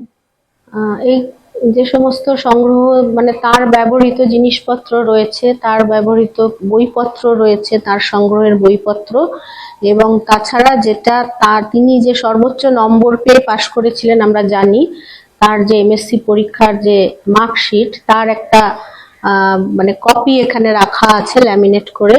এছাড়াও তার কিছু যে সমস্ত গবেষণা কাজ তিনি করতেন, বিভিন্ন যে গাণিতিক যে সমস্ত ইকুয়েশন গুলো বা মানে কি বলবো যে ক্যালকুলেশন গুলো যেগুলো করতেন, সেই ক্যালকুলেশন গুলোর যে পাতা, উনি তো খুবই মানে এরকমই মানুষ ছিলেন যে যখন তিনি গবেষণা কাজের বিভিন্ন ক্যালকুলেশন করছেন তারপরে যেই সেই কাজটা হয়ে যেত সেগুলো অনেক সময় তিনি আর নিজে যত্ন করে সেগুলো রাখতেন না, উনি তো সম্পূর্ণ অন্য ধরনের একজন মানুষ ছিলেন। তো তার পুত্রবধূ, বড় ছেলের স্ত্রী, উনি কয়েক বছর আগেই গত হয়েছেন, তা উনি বেনু বসু, তিনি এগুলো সংগ্রহ করে রাখতেন। তো তার কাছ থেকেই পরিষদের পক্ষ থেকে পরিষদের যারা কর্মকর্তা তারা সেগুলো সংগ্রহ করেছিলেন এবং তিনি খুব যত্ন করে এগুলো পরিষদকে দিয়েছেন। সেগুলোকেও আমরা এখানে সযত্নে রাখার চেষ্টা করেছি যতটা পাওয়া গেছে। আর কিছু মানে আলোকচিত্র আছে, তার বিভিন্ন সময়ের তোলা যে বিভিন্ন অনুষ্ঠানই হোক বা পারিবারিক আলোকচিত্র, এগুলো আছে। আর হচ্ছে যে তার ব্যবহৃত বা উপহার হিসেবে তিনি যে বিভিন্ন জায়গায় গেছেন, বিভিন্ন দেশে গেছেন, অনেক রকম স্মারক যেগুলো পেয়েছেন বা অন্যান্য জিনিসপত্র, উপহার সামগ্রী, সেগুলো যতটা আমরা সংগ্রহ করতে পেরেছি এখানে রাখা আছে। সফর আমাদের ভালোই চলছে, কি বলেন? অনেক ধন্যবাদ শতাব্দী ম্যাডামকে এত সুন্দর করে বুঝিয়ে বলার জন্য। তাহলে আজকের মতো এই সফর শেষ করি। পরের পর্বে অন্য কোনো বিজ্ঞান প্রতিষ্ঠান ঘুরে দেখব আমরা। শুনছেন রেডিও কলকাতা এবং ইন্ডিয়ান সায়েন্স নিউজ অ্যাসোসিয়েশনের যৌথ উদ্যোগের অনুষ্ঠান ইশনার অঙ্গনে। আজ প্রথম পর্ব নিয়ে রয়েছি আপনার বন্ধু আরজে অম্বালিকা। অনেকক্ষণ হাঁটাহাঁটি হলো, একটু বরং বসা যাক। গরম গরম চা হোক, মন্দ কি। ইসনার অঙ্গনের আড্ডা কিন্তু চলতে থাকুক। আচ্ছা, সঙ্গে একটু যদি কবিতা হয় মন্দ হবে না বলুন? ইন্ডিয়ান সায়েন্স নিউজ অ্যাসোসিয়েশনেরই ছাত্র সৈকত কুমার বসু একেবারে তৈরি স্বরচিত কবিতা নিয়ে। আর সেটা যদি স্বরচিতর সঙ্গে স্বকণ্ঠ হয় তবে তো পড়ে পাওয়া 14 আনা আমাদের। নমস্কার, আমি সৈকত কুমার বসু। পরিবেশ দূষণ নিয়ে আজ আমারই স্বরচিত একটি কবিতা আপনাদের সামনে নিবেদন করছি। কবিতার নাম প্রকৃতির আরতি। ধোঁয়া গ্যাসে ঢেকে গেছে নীলাকাশের মুখ, নদীর জলে আজ নেই সে আগের সুখ। সবুজ বনানী কাঁদে পাতা ঝরা চোখে, গাছের পাতায় নেই আর সবুজের ছোঁয়া। মানবের লোভে সব হারায় প্রকৃতি, ধোঁয়ায় ঢেকে গেছে আকাশের বুক। সূর্যও যেন এখন রেগে যায় চুপচাপ, পাখির ডাকে ভরে না সকালের সুরভিত ধাপ।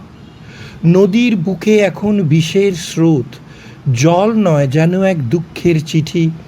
মাছেরা পালায় ডাকে বাঁচাও আমায়, কিন্তু মানুষ ব্যস্ত, সে শুধুই নিজে সিথি।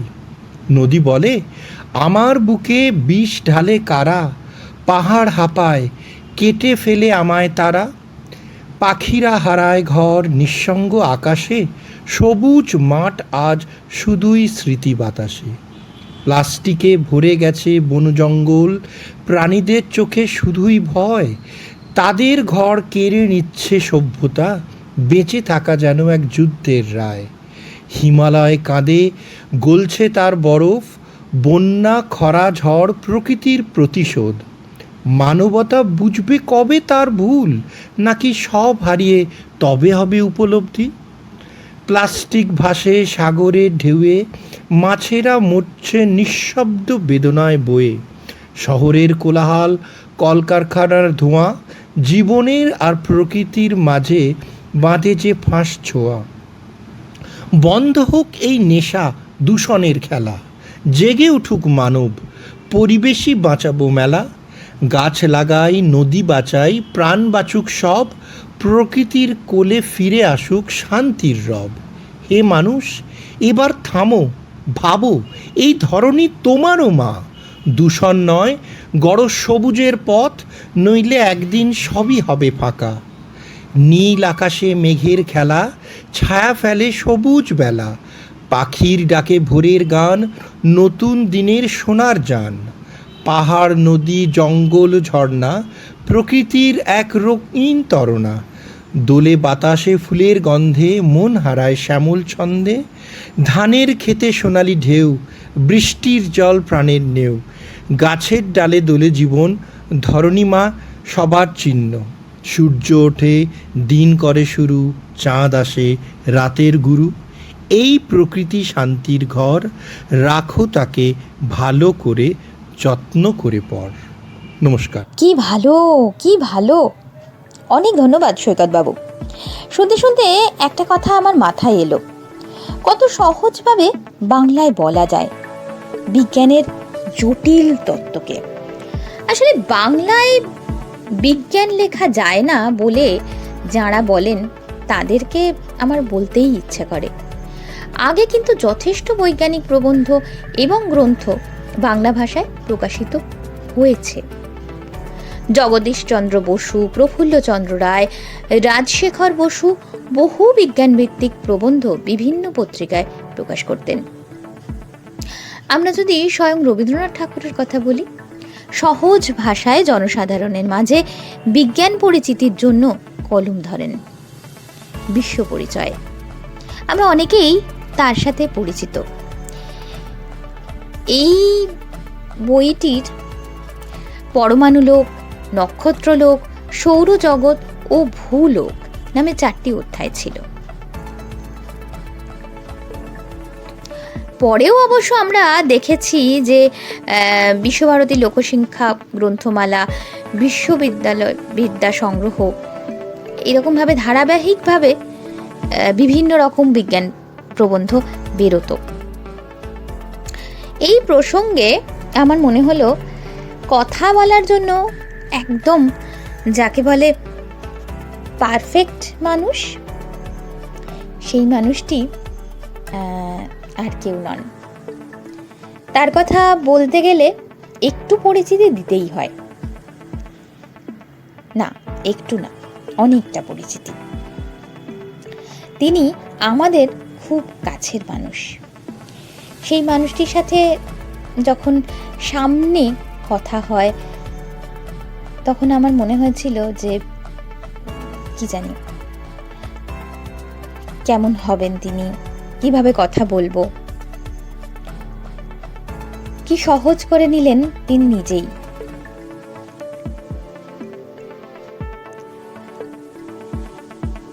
একটু ভালোভাবে বলতে গেলে বলতেই পারি কলকাতায় স্বনামধন্য এবং অগ্রগণ্য বিজ্ঞান সম্প্রচারকের কথা যদি বলতে হয় তাহলে প্রথমেই আসে সেই মানুষটির কথা, ডক্টর অমিত চক্রবর্তী। তার নামটা উঠে আসবেই। কলকাতা বিশ্ববিদ্যালয়ের ফলিত মনোবিজ্ঞান বিভাগে প্রথম শ্রেণীতে প্রথম। অমিতবাবুর দীর্ঘদিন আকাশবাণী কলকাতায় বিজ্ঞান বিভাগের দায়িত্বে থাকাকালীন এক নতুন ধারার সূচনা করেন। পরবর্তী সময়ে উনি প্রসার ভারতীর অন্তর্গত দূরদর্শনে উপমহানির্দেশকের কার্যভার নিয়ে একইভাবে কাজ করেছেন। জনপ্রিয় বিজ্ঞান নিয়ে বইও লিখেছেন অনেক। এখনও সক্রিয়ভাবে জড়িয়ে আছেন মনোবিজ্ঞান সংক্রান্ত একটি ফাউন্ডেশন প্রতিষ্ঠাতার পরামর্শদাতা হিসেবে। না, এসব পরিচয় দূরে থাক, কোথাও যেন গুরু শিষ্যের আলাপচারিতা হয়েছিল সেদিন। দূর থেকেই তাকে গুরু বলে মানা আমার। তার সঙ্গে যোগাযোগের সেতু অবশ্যই আকাশবাণী, যার সঙ্গে আমার প্রায় 17-18 বছরের যোগাযোগ হয়েই গেছে। FM এর উপস্থাপিকা হিসেবে কত যে অভিজ্ঞতা, নানা সময়ে নানা মানুষকে পেয়েওছি। আজ একদম অন্যরকম লাগলো তার মুখোমুখি আমি। তবে একটা কথা একটু বলতে চাই, আমাদের বন্ধু আরও এক প্রাক্তনী অর্পিতা সমস্ত কাজটা অনেকটা এগিয়ে নিয়ে যাওয়ার পর ব্যাটন হাতে নিলাম আমি তাই ডক্টর অমিত চক্রবর্তীর সঙ্গে আলাপচারিতায় রয়েছি ঠিকই, আর যে অম্বালিকা, তবে সঙ্গে অবশ্যই থাকলো অর্পিতাও। সেই প্রাণ খোলা গুরু শিষ্যের আলাপচারিতার অংশ আপনার সামনে এখন। বিজ্ঞান মানে জটিল তত্ত্ব, ক্যালকুলেশন, এগুলো আমরা সবাই মোটামুটি জানি। সেটা সহজ করার জন্য বোধহয় একটা রাস্তা তৈরি করা হয়। বিজ্ঞানী এবং সাধারণ মানুষ, তাদের সাথে আমরা একটু চেষ্টা করি যে একটা দূরত্ব যাতে কমানো যায়। তো আমরা এখন আপাতত আমাদের সামনে পেয়েছি স্যার অমিত চক্রবর্তীকে, ডক্টর অমিত চক্রবর্তীকে পেয়েছি। তার কাছে একটু শুনে নিতে চাই যে কিভাবে এই গ্যাপটা আমরা কমাতে পারি, একটু শুরুতে যদি বলেন স্যার। যেটা তুমি বললে না, যে অ্যাকচুয়ালি বিজ্ঞানী একদিকে আর একদিকে সাধারণ মানুষ, এবং বিজ্ঞানী যে কাজটা করেন সেটাও অনেক ক্ষেত্রেই সাধারণ মানুষের টাকায় এবং সাধারণ মানুষের জন্য, কিন্তু দুজনের মধ্যে একটা যেন খুল বোঝাবুঝির অভাব, একটা মাঝখানে দেওয়াল থাকে। সাধারণ মানুষকে বিজ্ঞানীরা বোঝেন না, বিজ্ঞানীদের সাধারণ মানুষ বোঝেন না। হয়তো বিজ্ঞানের যে সুফলগুলো সেগুলো তারা ভোগ করেন, বিশেষ করে টেকনোলজি মানে প্রযুক্তির যে সুফলগুলো, কিন্তু কি করে কেন হচ্ছে এগুলো কিছুই বোঝা যায় না। তো এই গ্যাপটা কে মেটাবে? মানে এটা তো একজন বিজ্ঞানীর পক্ষে করা খুব মুশকিল। মানে বিজ্ঞানী সেই সহজ ভাষায় সাধারণ লোক বুঝবে এমন কথায় সেই বিজ্ঞানটাকে নিয়ে যাওয়া খুব পণ্ডিত মানুষদের পক্ষে সেটা খুব মুশকিল। কারণ আমি এত বেশি জানি কোনটা বলবো আর কোনটা বলবো না। তারা যত স্বচ্ছন্দ একটা সেমিনারে একটা পেপার পড়তে, ততটা স্বচ্ছন্দ না খুব সহজ করে একটা লোক যে কিচ্ছু জানে না তাকে বোঝাতে। তো তার ফলেই মাঝখানে এক ধরনের মানুষের দরকার হয়ে পড়েছে, যারা পড়েছে বা পড়েছিল, যাদের বলা যেতে পারে যে তারা সায়েন্স কমিউনিকেটর, বিজ্ঞানের কথা সাধারণ মানুষকে বলবেন। মানে বিজ্ঞানী আর সাধারণ মানুষের মাঝখানে তারা একটা ব্রিজ হিসেবে কাজ করবেন। আমাদের অভিজ্ঞতা যেটা, যে অনেক বছর, 1 থেকে 100 বছর বা তারও বেশি, 150 বছর আগেও বিজ্ঞানীরা, তাদের মধ্যে একটা তাগিদ ছিল সাধারণ লোককে গিয়ে বলার। সেটা কিন্তু আমরা বিদেশেও দেখেছি, এদেশেও বটে। জগদীশচন্দ্র বসু তার যে এক্সপেরিমেন্ট করছেন সেটা বোঝাচ্ছেন লোককে সেন্ট জেভিয়ার্স কলেজে। এটাও যেমন সত্যি, সত্যেন বসুর মতো একজন মানুষ, তিনি তার কথায় বাংলায় তিনি লিখছেন, পত্রিকা বার করছেন সাধারণ মানুষকে বিজ্ঞান বোঝাবেন বলে। ইনফ্যাক্ট অনেক লোক মনে করেন যে সত্যেন বসু যদি এত বাংলা না করতেন তাহলে হয়তো আরও অনেক কিছু কাজ উনি করতে পারতেন। তো সেইটা, ওই তাগিদটা ওখান থেকে, যে এই কাজটা বিজ্ঞানীরা, আমি আমার নিজের অভিজ্ঞতায় বলতে পারি যে আমি যখন আকাশবাণীতে চাকরি করতে যাই, মানে 1976 সালে বিজ্ঞান বিভাগ তৈরি হয় এবং ভারতবর্ষে আরও মানে মোট 7টা জায়গাতে, তাতে আমার উপর ছিল যে আমরা কয়েকজন মিলে, আমার সঙ্গে আরও 2-3 জন ছিলেন, আমাদের কাজ ছিল যে এই প্রথম বিজ্ঞানের অনুষ্ঠান নিয়মিত করতে হবে, প্রত্যেক দিন অনুষ্ঠান যাবে বিভিন্ন চ্যানেলে। আর আমাদের তখন কেউ নেই সেভাবে বিজ্ঞানে বলার মতো কেউ নেই। তো আমি শুরু করেছিলাম বিজ্ঞানীদের দিয়েই। ন্যাচারালি তখন বিজ্ঞান লেখকদের অনেক লোকজন নয় আর কি, নেই তারা। তো বিজ্ঞানীদের দিয়ে শুরু করেছিলাম। আমার মনে আছে আমি এই সায়েন্স কলেজে, যাদবপুর ইউনিভার্সিটিতে বা অন্যান্য আইএসআইতে যেখানে বিজ্ঞানীরা কাজ করেন তাদের যারা মাথা ছিলেন তাদের গিয়ে রিকোয়েস্ট করতাম, তাদের গিয়ে বলতাম আপনারা আপনাদের ছাত্রদের বা টিচারদের বলুন রেডিওতে আসতে, একটু বলতে। এবং তারা সাহায্যও করতেন আমাকে। বিখ্যাত সব মানুষ, অরুণ চৌধুরী কিংবা অসীমা চ্যাটার্জি বা এরা সমস্ত, মানে আমাদের বটানিতে ছিলেন অরুণ শর্মা এবং অরুণ দাস স্ত্রীর নাম কি ছিল, অরুণ শর্মা আর অর্চনাদি, কেমন, এরা সমস্ত খুব সাহায্য করেছেন। মানে ওদের সবাইকে তো পাঠিয়েছেন, নিজেরা এসছেন, কিন্তু ওইটা করতে গিয়ে ফিল করলাম যে বিজ্ঞানীদের খুব মুশকিল। মানে তারা ওই তত্ত্বকথার বাইরে বেরোতে অসুবিধা হয়, জার্গনগুলো না বললে তারা স্বস্তি পান না। মানে একদম আমি সাদা একটা, তাহলে তো লোকে বুঝবেই না আমি পণ্ডিত, আমি বিজ্ঞানী। তো এর ফলেই একটা মাঝখানে কিছু লোকের দরকার তৈরি হলো, এবং সেটা তৈরিও হলো। আমরা রেডিওতে যখন শুরু করলাম তার আগে তো সেরকমভাবে অর্গানাইজড কোনো জায়গায় কোনো পত্রিকা ছিল না, একমাত্র জ্ঞান ও বিজ্ঞান ছাড়া। আর খবরের কাগজগুলো তখন কোনো সাপ্লিমেন্ট বা কিছু ছিল না, একটা বিজ্ঞানের লেখা বেরোতো। তো রেডিও যখন একদম নিয়মিতভাবে প্রত্যেক সপ্তাহে প্রায় 3-4 ঘন্টার প্রোগ্রাম, আর বিভিন্ন চ্যানেলে, সে মহিলা মহলেও যাচ্ছে, যুববাণীতে যাচ্ছে, তো সেই জন্যে যার ফলে না যে বিভিন্ন, তো সেইখানে যেহেতু তখন অনেকগুলো জায়গা প্রচুর, আমাদের ইনফ্যাক্ট আমার 210 মিনিটের মতন আমাদের অনুষ্ঠান দিতে হতো। মানে তাতে তেমন 5 মিনিটের প্রোগ্রামও ছিল, আধ ঘন্টার প্রোগ্রামও ছিল। তো সেটার জন্য তখন প্রচুর মানুষের দরকার। তো একদিকে তো ওই সায়েন্টিস্টরা এলো, আর আমি একটু যারা স্টুডেন্ট, যারা সেই অর্থে বিজ্ঞানী হয়নি, তারাও আসতে শুরু করলেন প্রথমে যুববাণীতে, তারপর আস্তে আস্তে তারাই মেইন স্ট্রিমে। এবং এরা কিন্তু অনেক, যেহেতু খুব পণ্ডিত নয়, তারা কিন্তু অনেকটা সহজ করে বলতে পারলেন। এবং সেই জার্নিটার কথাই আমরা একটু জানতে চাইছি, কিভাবে শুরু হলো আর কি। যেটা হয়েছিল, যে বললাম যারা আসতেন তারা এসে, তখন এটা বলা হতো রেডিওতে লেকচার দিতে যাচ্ছি, মানে রেডিও টক বলতাম বা রেডিওতে লেকচার দিতে যাচ্ছি। এবং ওরা সবাই একটা করে স্ক্রিপ্ট করে নিয়ে আসতেন, সেই স্ক্রিপ্টটা দেখে দেখে পড়তেন, এবং সেটার মধ্যে কোনো প্রাণ থাকতো না, সেটার মধ্যে জার্গান বোঝাই। তো আমাদের যেটা করতে হতো, আমার মনে আছে, সহজ করে, মানে তাকে বলতে হতো যে আপনি না স্ক্রিপ্টটা থাক, এবার আপনি আমাকে একটু বুঝিয়ে বলুন। সেটা অনেকে রাজি হতেন না, কিন্তু অনেকে করতেন। আবার করতে করতে ভাষাটাকে আলাদা, যেই স্ক্রিপ্টটা বাদ দিয়ে দেওয়া হলো, এবার বলো আপনি আমাকে এবার বুঝিয়ে বলুন, ব্যাপারটা আপনি আমাকে বলুন। তো সেইটাতে একটা অসুবিধা হয়েছে, কিন্তু সেটাই আলটিমেটলি রাস্তাটা তৈরি হলো, যে লোকে বোঝাতে গেলে অনেক কম জার্গন দেয়, কেমন লিখে আনলে ব্যাপারটা অনেক টেকনিক্যাল হয়। আর আমার মনে হয় সেটা হচ্ছে যে আমরা শুনতে শুনতে কিছু মানুষকে পেলাম, যারা ইনফ্যাক্ট বহু মানুষ যারা প্রথম লেখাই শুরু করেছিলেন, তার আগে কখনো লিখতেন না, তারা ওই রেডিওর জন্য লিখতে শুরু করে তারা অসাধারণ সমস্ত লেখা তৈরি করতে শুরু করলেন। আমি অনেকের নাম বলতে পারি, আমি আলাদা করে নাম বলছি না। তো এরা তো ছিলেনই, আর আমাদের অল্প কিছু মানুষ ছিলেন সমরজিৎ কট্টরের মতো যারা লিখতেন, তারাও রেডিও কিন্তু মোটামুটি না, এই পুরো তখন একটা, মানে যাকে বলে একটা নেতৃত্ব দেওয়া, মানে যারা যেখানে মানে বিজ্ঞান নিয়ে বলতে চায় তাদের একটা যেন জায়গা পাওয়া গেছে, সেখানে গিয়ে তারা বলতে পারে। তো সেইটা হয়েছিল 70-এর দশকের শেষ থেকে প্রায় 80-এর দশকের একদম 90-এর দশকের শুরুর দিকটা পর্যন্ত প্রায় 15-16-18 বছর এই সময় একটা জোয়ারের মতো এসেছিল। এবং ইনফ্যাক্ট তারপরে তখন কিন্তু আনন্দবাজার থেকে শুরু করে যে কোনো, আজকাল বেরোলো, তারা প্রত্যেক সপ্তাহে একটা ফুল পেজ, এই যে পেজ বেরোনো, বর্তমান এখনো একটু একটু করে, কিন্তু মানে অধিকাংশ কাগজ, টাইমস অফ ইন্ডিয়া রেগুলার বেরোতে শুরু করলো। তো এই জিনিসগুলো তৈরি হতে শুরু করে, এবং আমাদের আস্তে আস্তে একটা বিজ্ঞান, তো এটা ছিল প্রথম থেকে তথ্যগুলো মানুষকে দেওয়ার জন্য। আমাদের মনে হতো আগে বিজ্ঞানের খবরাখবরগুলো লোককে দেওয়া যাক, তাতে লোকের একটা বিজ্ঞান অ্যাওয়ারনেস হবে।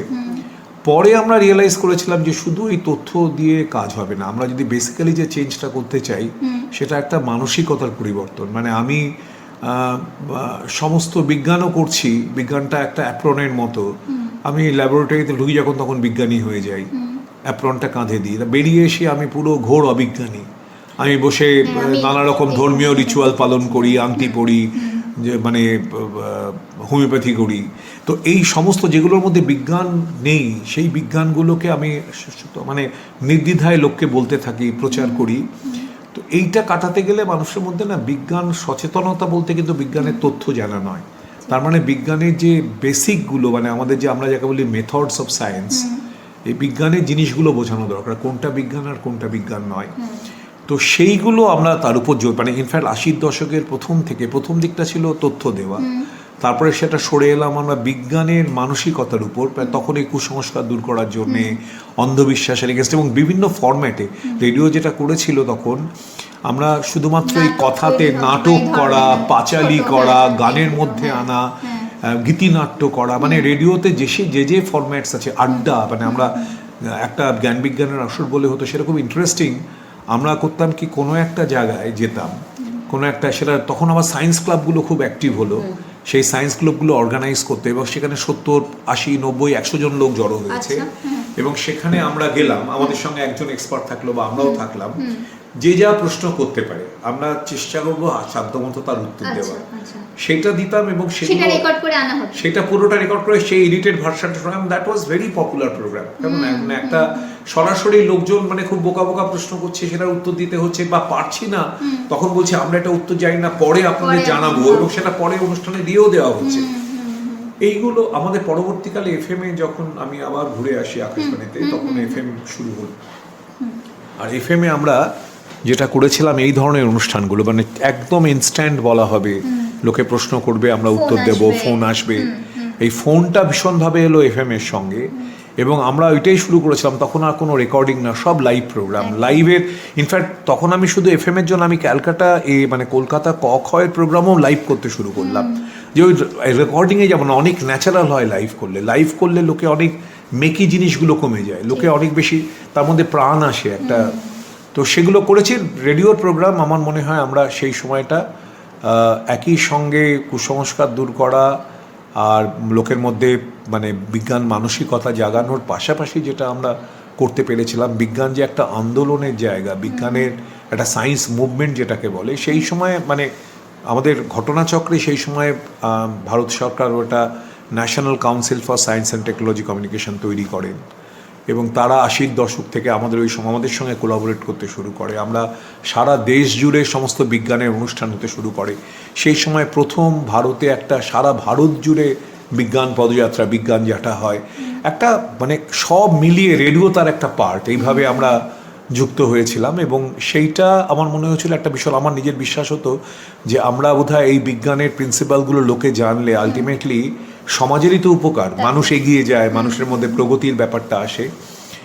তো সেইটা একটা খুব উদ্দীপনা নিয়ে আমার নিজের বিশ্বাস যে আমরা খুব মানে আমরা, এবং আমি তো বলছি 70-এর দশকের মাঝামাঝি বা শেষ থেকে 90-এর দশকের মাঝামাঝি পর্যন্ত এই একটা বিরাট জোয়ার চলেছিল। ঘটনাচক্রে সেটা অস্তমিত, কেননা আমার মনে হয় আমাদের এটার জন্য কারণ মূলত হচ্ছে প্রযুক্তি এমন প্রবলভাবে এলো, বিশেষ করে কম্পিউটারের সঙ্গে সঙ্গে, আর মানে যেভাবে ইন্টারনেট যেভাবে ছেয়ে ফেললো, তাতে মানুষ না আর ওই কারণের দিকটায় গেল না, তারা শুধু এন্ড প্রোডাক্টটা, যে আমি হাতের মুঠোয় এটা পেলাম, এটা করলে এইটা পাওয়া যায়, জানার আর চেষ্টাটা রইল না। তার ফলে যেটা হলো, প্রযুক্তি আমাদের অনেকটা এগিয়ে দিল, কিন্তু মানসিকতার জায়গাটা আমরা পিছুলাম। তার ফলে এখন প্রযুক্তিকে কাজে লাগিয়ে অবিজ্ঞানের প্রচারটা করা যায় কিভাবে, সেটা হচ্ছে। এবং আমি বলি এই কাজগুলো করা খুব ডিফিকাল্ট, যে কাজগুলোতে সত্যি সত্যি বাহবা জোটে না, কোনো গ্ল্যামার নেই। ইনফ্যাক্ট এনসিএসটিসি উঠে গেছে, আমাদের সমস্তগুলো আর অ্যাওয়ার্ডগুলো আর দেওয়া হয় না।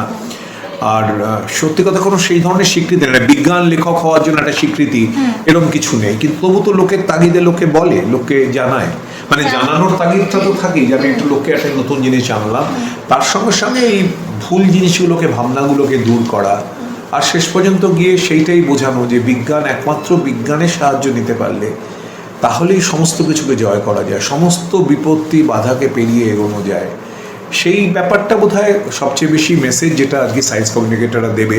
এবং মাথায় রাখতে হবে তারা বিজ্ঞানী নয়, তারা সাধারণ মানুষও নয়, মাঝখানটায় বসে আছে।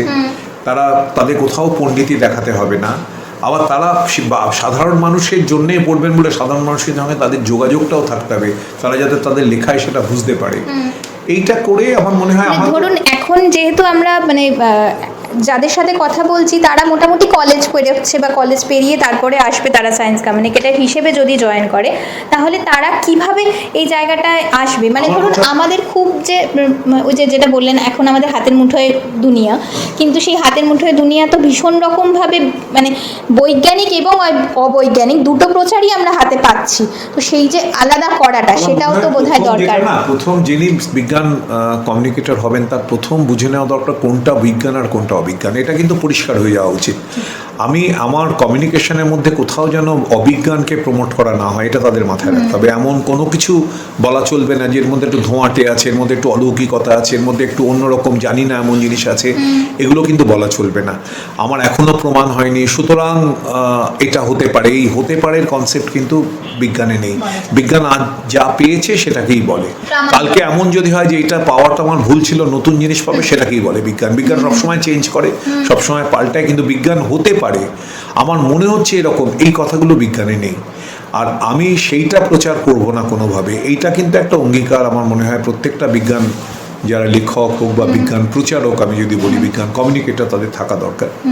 এবং তার জন্যে যেটা উচিত সেটা হচ্ছে যে আগে বেসিক্যালি বিজ্ঞানটাকে ভালো করে বুঝে নেওয়া। আমার মধ্যে হয় এখনও আমাদের অনেকে না বিজ্ঞানের মেথডসগুলো কী কী, কেন আমরা অবজারভেশন, কেন আমরা এক্সপেরিমেন্ট, কেন আমরা ইনফারেন্সের উপর জোর দিই, এই বেসিক জায়গাগুলো অনেকে কিন্তু পরিষ্কার নয়। তাদের এটা হতেও পারে, নাও হতে পারে। বিজ্ঞানটাও বলছি, অবিজ্ঞানটাও বলছি, এবং অবিজ্ঞানটা বলছি বলে এমন অনেক জিনিস আমি বলে দিচ্ছি যেগুলো হয়তো হাতে কলমে প্রমাণ নয়, আমি বলছি এটা হতে পারে।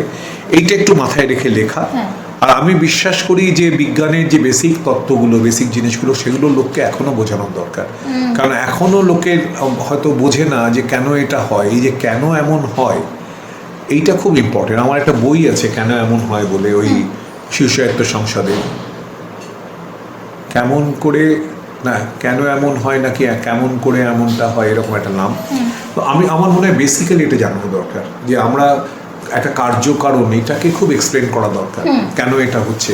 এবং সেটা অসুবিধা নেই যদি আমি ভারত পৃথিবী কেন ঘুরছে তার থেকে শুরু করা যায়, তাতে কোনো এখনো বহু লোক। আমাদের পড়াশোনাটাও ভীষণভাবে দরকার, মানে যেটা এখন কিন্তু আমাদের সত্যি ভীষণ বোধহয় কমে যাচ্ছে। কি ভাষায় বলবো, তার জন্য যারা ভালো লেখেন তাদের লেখাগুলো পড়া দরকার। আমি একদম সিম্পল বলছি যে আজকে যারা রবীন্দ্রনাথের বিশ্ব পরিচয় পড়েনি তাদের কিন্তু বাংলায় বিজ্ঞান লিখতে যাওয়া উচিত না।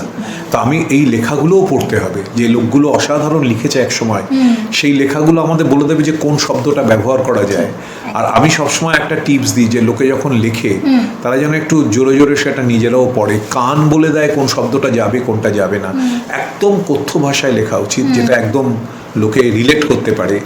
এবং সেইটার জন্য না মুখে বলে, যেন রেডিওর ভাষাটা অনেক কথ্য ভাষা হয়। এই প্রশ্নটাই করতে চাইছিলাম, যেহেতু এখানে আমরা রেডিওর কথা বলছি, এখন আমাদের হাতে দৃশ্য শ্রাব্য যেটাকে বলি আমরা, যেহেতু দুটো অডিও এবং ভিজুয়াল দুটো আমাদের হাতের মুঠোয়, আমরা যদি রেডিওকে পপুলারাইজ করতে চাই, মানে যেহেতু আমাদের অনুষ্ঠানটা একেবারেই রেডিওর সঙ্গে যুক্ত, সেই জন্য আরো জিজ্ঞেস করছি যে ঠিক কিভাবে একটু রেডিওর জন্য কথা হয়। সেটা হচ্ছে রেডিও বেসিক্যালি তো অডিও মিডিয়াম, মানে মুখে বলি, কিন্তু রেডিওতে না আরেকটা ডাইমেনশন আছে।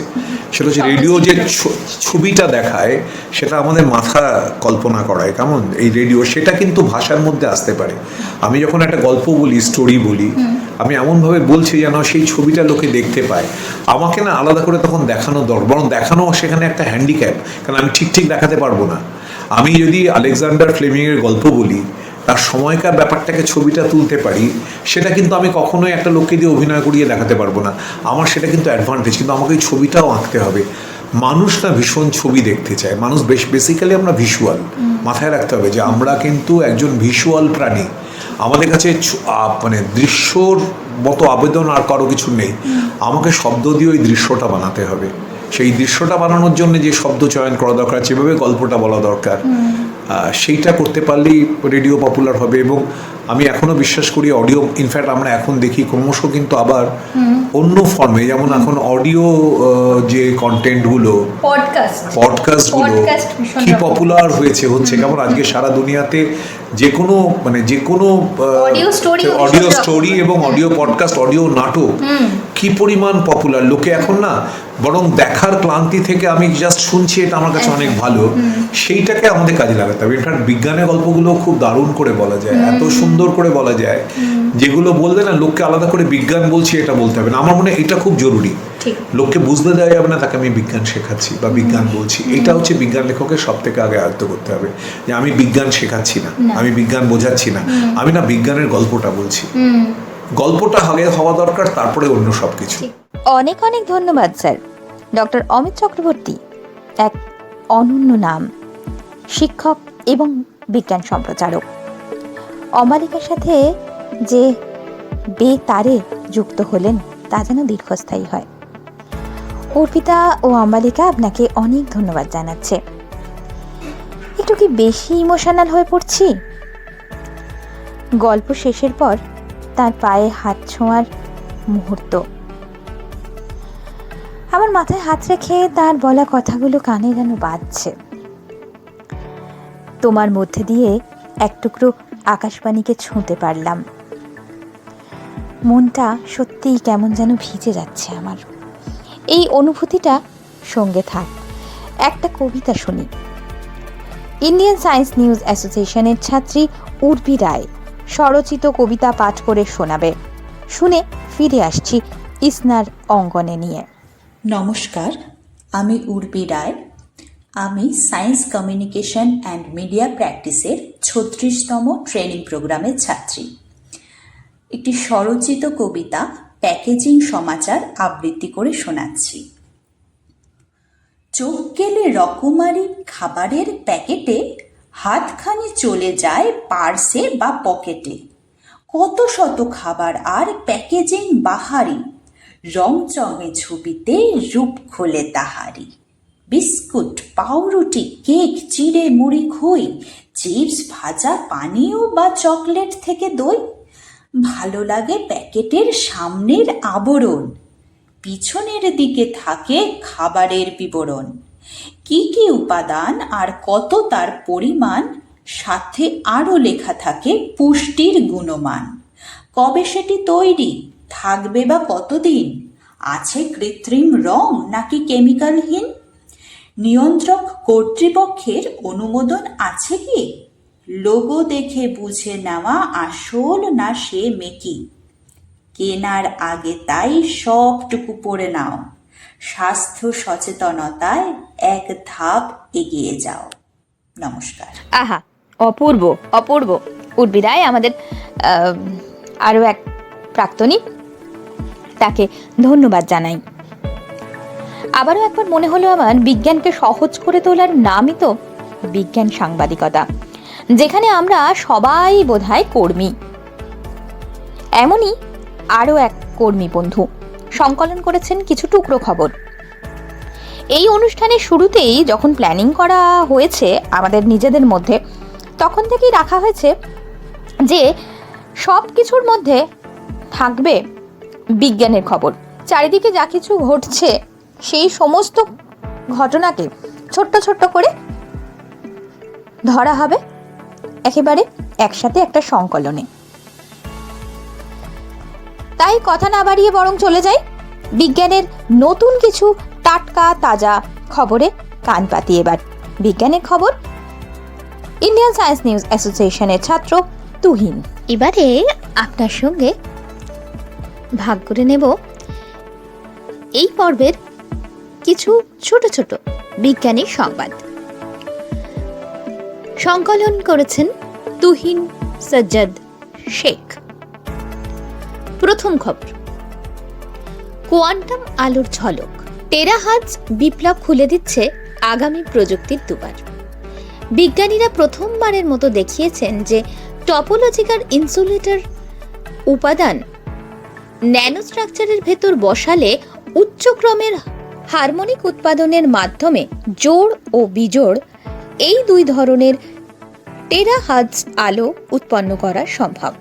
এর ফলে অতি দ্রুত ইলেকট্রনিক্স, নতুন সেন্সর এবং টেরাহার্জ কমিউনিকেশনের যুগ আরও কাছে আসছে। চলে যাই দ্বিতীয় খবরে। কোয়ান্টাম কম্পিউটারের ফল যাচাই এখন আরও সহজ হলো। কিভাবে? হ্যাঁ, গবেষকরা এমন একটি নতুন পদ্ধতি উদ্ভাবন করেছেন যা গাউসিয়ান বোসন স্যাম্পলিং ধরনের কোয়ান্টাম কম্পিউটারের ফলাফল কয়েক মিনিটেই যাচাই করতে পারে, যেখানে আগে তা করতে বছর লেগে যেত। এটি ত্রুটি শনাক্তকরণ সহজ করে এবং কোয়ান্টাম গণনার উপর আস্থা বাড়াচ্ছে। চলে যাই পরের খবরে। গ্রাফিন সুপার ক্যাপাসিটর ব্যাটারির সমকক্ষ শক্তি সঞ্চয় দেখাচ্ছে। প্রকৌশলীরা নতুন ধরনের গ্রাফিক্স ভিত্তিক সুপার ক্যাপাসিটর উপাদান আবিষ্কার করেছেন, যেগুলো অত্যন্ত দ্রুত চার্জিং ও উচ্চ শক্তি সঞ্চয়ের ক্ষমতা দেখাচ্ছে, যা প্রচলিত ব্যাটারির বিকল্প হিসেবে ব্যবহারের সম্ভাবনা তৈরি করছে। এটি পোর্টেবল ডিভাইস ও নবায়নযোগ্য শক্তি ব্যবস্থায় বড় পরিবর্তন আনতে পারে বলেই খবর। হ্যাঁ, খবরে এবার লাস্ট না, নট দ্য লিস্ট, পরের খবরে যাই। ফোটনের মাধ্যমে দুই কোয়ান্টাম ডটের মধ্যে তথ্য টেলিপোর্ট। এক নতুন পরীক্ষায় বিজ্ঞানীরা সফলভাবে ভিন্ন ভিন্ন কোয়ান্টাম ডটের ফোটন ব্যবহার করে তথ্য টেলিপোর্ট করেছেন। এটি ভবিষ্যতের নিরাপদ কোয়ান্টাম যোগাযোগ বা কোয়ান্টাম নেটওয়ার্ক নির্মাণে গুরুত্বপূর্ণ অগ্রগতি বলেই মনে করা হচ্ছে। আজকের পর্বের শেষ বিজ্ঞান সংবাদ। হ্যাঁ, বিজ্ঞান সংবাদের একেবারে শেষ খবরটি একটু দিয়ে দিই। বর্জ্য থেকে টেকসই উপাদান তৈরিতে ছত্রাকের নতুন ব্যবহার। হ্যাঁ, সাম্প্রতিক গবেষণায় দেখা গেছে যে মাইসেলিয়াম সহ বিভিন্ন ধরনের ছত্রাক বায়োডিগ্রেডেবল উপাদান তৈরি। আজকাল ওরা প্লাস্টিক ও পেট্রোকেমিক্যাল বর্জ্য ভেঙে ফেলা, এমনকি জীবন্ত সেন্সর বা জৈব সার্কিট হিসেবেও ব্যবহৃত হতে পারে। আগামীতে এটি পেট্রোকেমিক্যাল নির্ভর উপকরণের একটি পরিবেশ বান্ধব বিকল্প তৈরি করছে। শুনলেন বিজ্ঞান সংবাদ। এই পর্বের বিজ্ঞান সংবাদটির সংকলন করেছেন তুহিন সাজ্জাদ শেখ। তুহিন সাজ্জাদ শেখ ইসনার প্রাক্তনী, তার অপূর্ব সংকলনে সমৃদ্ধ হলাম আমরা। ধন্যবাদ জানিয়ে এগিয়ে যাওয়ার পালা এবার। শুনছেন ইসনার অঙ্গনে আর যে অম্বালিকার সাথে রেডিও কলকাতা এবং ইন্ডিয়ান সায়েন্স নিউজ অ্যাসোসিয়েশনের যৌথ উদ্যোগে শুরু হয়েছে আজ এই অনুষ্ঠান ইসনার অঙ্গনে। আজ শুনছেন প্রথম পর্ব।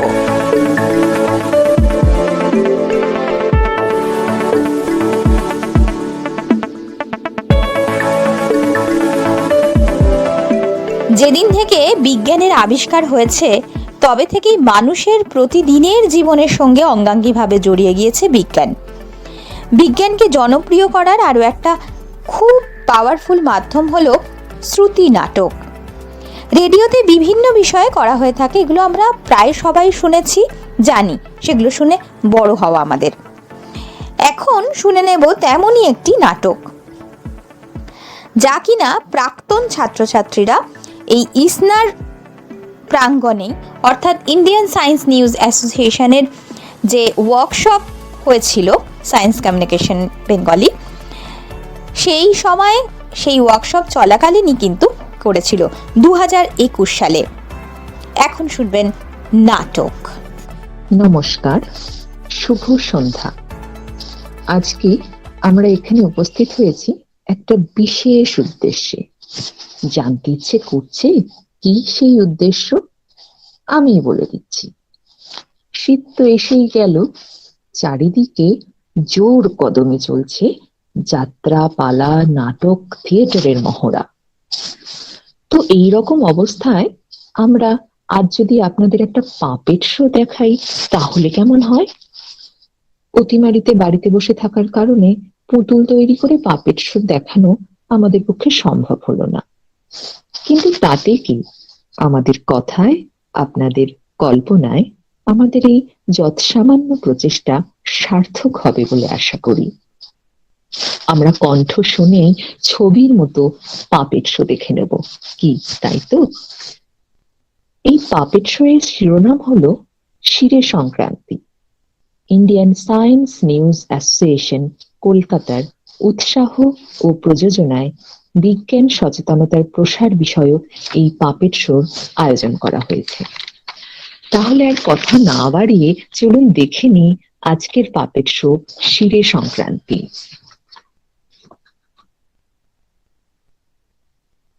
একটা পুকুরে বাস করত 3টে মাছ, চিংড়ি, শিঙি আর তেলাপিয়া।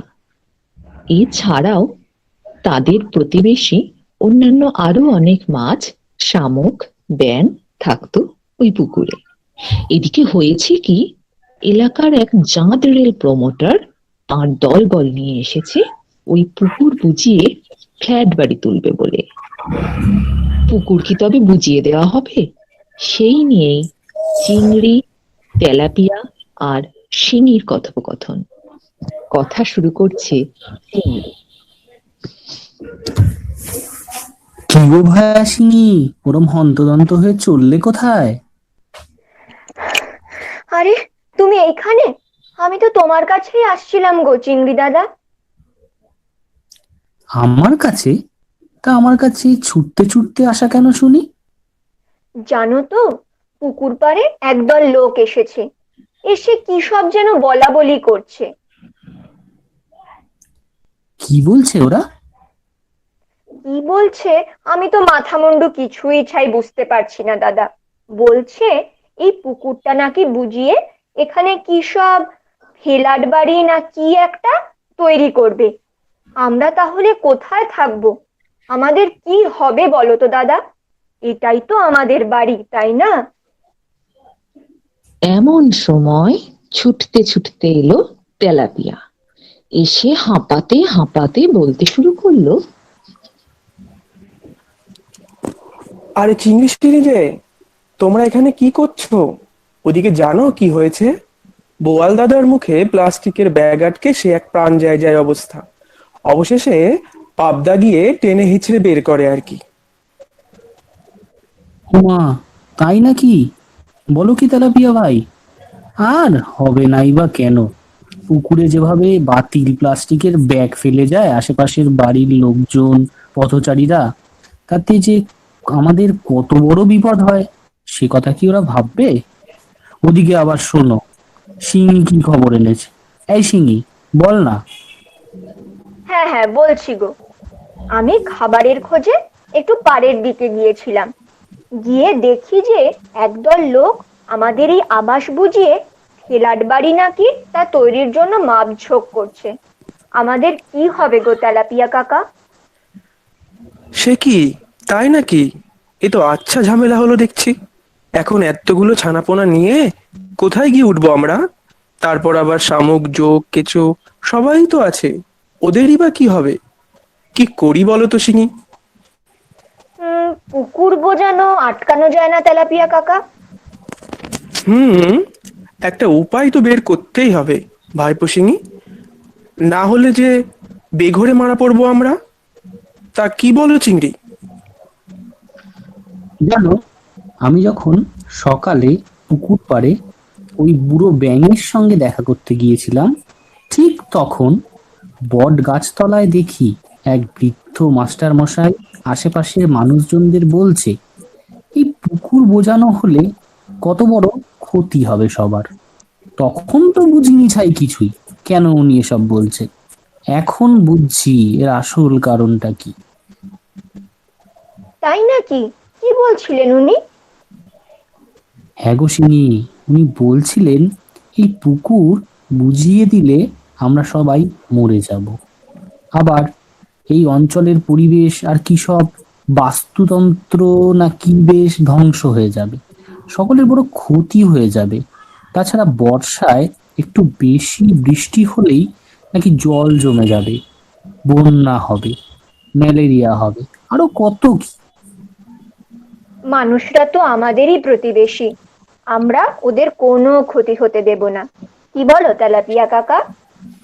হ্যাঁ ঠিক বলেছো শিঙি। এইবারে চিংড়ি, শিঙি আর তেলাপিয়া মিলে শলা করতে বসলো। কথা শুরু করলো চিংড়ি। তাহলে এবার তো আমাদের কিছু একটা করতে হবে তেলাপিয়া ভাই। শোনো তোমরা, পুকুরের সব মাছেদের খবর দাও, আজ দুপুরে একটা মিটিং হবে। তারপর কাল সকালে যখন পাড়ার 5 জন এই পুকুরে স্নান করতে আসবে, আমরা তখন তাদের সবটা বুঝিয়ে দেব। চিংড়ি, তুমি পুটি, মোরলা আর গাপ্পিদের খবর দিতে পারবে? হ্যাঁ হ্যাঁ, আমি এক্ষুনি যাচ্ছি খবর দিতে। আমরা আর মানুষেরা, আমরা সবাই তো এই পুকুরের ওপর নির্ভরশীল। তাহলে একে বাঁচানো তো আমাদের দায়িত্ব, কর্তব্য। কি বলো সিনি? হ্যাঁ চিংড়ি দাদা, ঠিক বলেছ। মানুষকে বোঝালে তারা নিশ্চয়ই এই অপকর্মের বিরুদ্ধে রুখে দাঁড়াবে, পরিবেশকে বাঁচাবে। যাই, আমি আমার বাড়ির সব সিনিয়র ট্যাংরাদের খবর দিয়ে গি। এরপর চিংড়ি, শিঙি, তেলাপিয়া সহ পুকুরের অন্যান্য মাছেরা পুকুরে স্নানরত মানুষদের সঙ্গে আলোচনা করে দুষ্টু লোকেদের অসৎ উদ্দেশ্যকে আটকে দেওয়ার জন্য লড়াইয়ে নামবে। আমরা ওদের পাশে আছি তো। এটি ছিল আমাদের আজকের উপস্থাপনা। এইবার আমরা পরিচয় করে নেব, একটু পরিচয় করে নেওয়ার পালা। আমাদের এই পাপেট শোর যারা মূল কুশীলব, আজকে আসুন তাদের সঙ্গে পরিচয় করিয়ে দিই। কণ্ঠশিল্পী হিসেবে যারা রয়েছেন আমি তাদের নাম বলছি। প্রসেনজিৎ মুখার্জি, চিংড়ি; সুরজ পাল, তেলাপিয়া; শ্রেয়া রায়, শিঙি; ভাষ্যপাঠে শিপ্রা সরকার; তত্ত্বাবধায়ক ডক্টর সীমা মুখোপাধ্যায়; শব্দগ্রহণ ও বিন্যাস সুকল্যাণ গাইন; পাণ্ডুলিপির রচয়িতা প্রসেনজিৎ মুখার্জি; সহযোগিতায় শিপ্রা সরকার। ধন্যবাদ। শুনলাম শ্রুতি নাটক। অপূর্ব উপস্থাপনা, তাই না? প্রাক্তন ছাত্রছাত্রীদের উপস্থাপনা। বিজ্ঞান সাংবাদিকতা পড়তে আসা ইন্ডিয়ান সায়েন্স নিউজ অ্যাসোসিয়েশনের স্টুডেন্ট এরা সবাই। 2021 সালে 26শে সেপ্টেম্বর থেকে 3 অক্টোবর সেই ভরা করোনা পিরিয়ডে সায়েন্স কমিউনিকেশনের উপর একটি বেঙ্গলি ওয়ার্কশপ হয় রাজাবাজার সায়েন্স কলেজের ইন্ডিয়ান সায়েন্স নিউজ অ্যাসোসিয়েশনের প্রাঙ্গণে।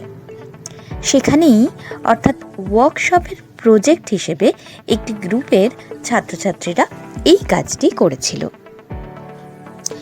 রাজাবাজার সায়েন্স কলেজের ক্যাম্পাসে অবস্থিত ইন্ডিয়ান সায়েন্স নিউজ অ্যাসোসিয়েশন, সংক্ষেপে ইসনা, এবং বিজয়গড় জ্যোতিষ রায় কলেজের এক এবং একমাত্র ইন্টারনেট রেডিও স্টেশন রেডিও কলকাতার যৌথ উদ্যোগে আজ শুরু হলো একটি অনুষ্ঠান ইসনার অঙ্গনে। সঙ্গে আরজে অম্বালিকা। সেই অনুষ্ঠান এক ইতিহাস করল। তার সাক্ষী হতে পেরে ইসনার প্রাক্তনী হিসেবে নিজের আজ খুব আনন্দ হচ্ছে। আমি আরজে অম্বালিকা পুরোটা সময় আপনার সাথে থাকলাম। যেতে যেতে বলি, পাহাড় শেখায় তাহার সমান হই যেন ভাই মৌন মহান, বলেছিলেন কবি সুনির্মল বসু তার সবার আমি ছাত্র কবিতায়। আজ আন্তর্জাতিক পর্বত দিবসে এই যে অনুষ্ঠানের শুভ সূচনা হলো, তা যেন এগিয়ে চলে এইভাবেই, মহান হয়। যৌথ উদ্যোগ আরও আসুক, বন্ধন দৃঢ় হোক, পাহাড়ের মতোই হোক সেই বন্ধন। সেদিন ছিল পাহাড়টা জন্মদিন, তাই না বিশেষ দিন বলেই যে পাহাড়কে যত্ন করব, ভালোবাসবো তা তো নয়। প্রতিদিন যেন তাকে যত্ন করতে পারি, এমন শপথ নেওয়ার দিন আজ। ঠিক তেমনভাবেই বিজ্ঞানের দিন প্রতিদিন। বিজ্ঞান মনস্ক হওয়ার বা করানোর দিন যেন হয় প্রতিদিন। কোনো রকম কুসংস্কার বা অবৈজ্ঞানিক ভাবনাকে যেন প্রশ্রয় না দিয়ে ফেলি আমাদের যাপনে। পাহাড়ের কাছেই তো শিখি কঠিন পরিস্থিতিতে দৃঢ় প্রত্যয় নিয়ে লড়াই করার মতো মানসিক শক্তি যেন থাকে। জীবনটা অনেকটা পাহাড়ের মতোই, চূড়ায় উঠতে গেলে ধৈর্য, সাহস আর অধ্যাবসায় লাগে। বিজ্ঞান মনস্কতার কাজটাও ঠিক তাই। এই দুই সংস্থা অর্থাৎ ইন্ডিয়ান সায়েন্স নিউজ অ্যাসোসিয়েশন এবং রেডিও কলকাতার উদ্যোগে আজ শুরু হলো ইসনার অঙ্কনে প্রথম পর্ব। আপাতত একেবারে শেষ মুহূর্তে চলে এসেছি। এখান থেকে বিদায় নিচ্ছি আপাতত। আর যে অম্বালিকা, ভালো থাকবেন, বিজ্ঞান মনস্ক থাকবেন, প্রতিদিনের যাপন হোক বিজ্ঞানের সাথে।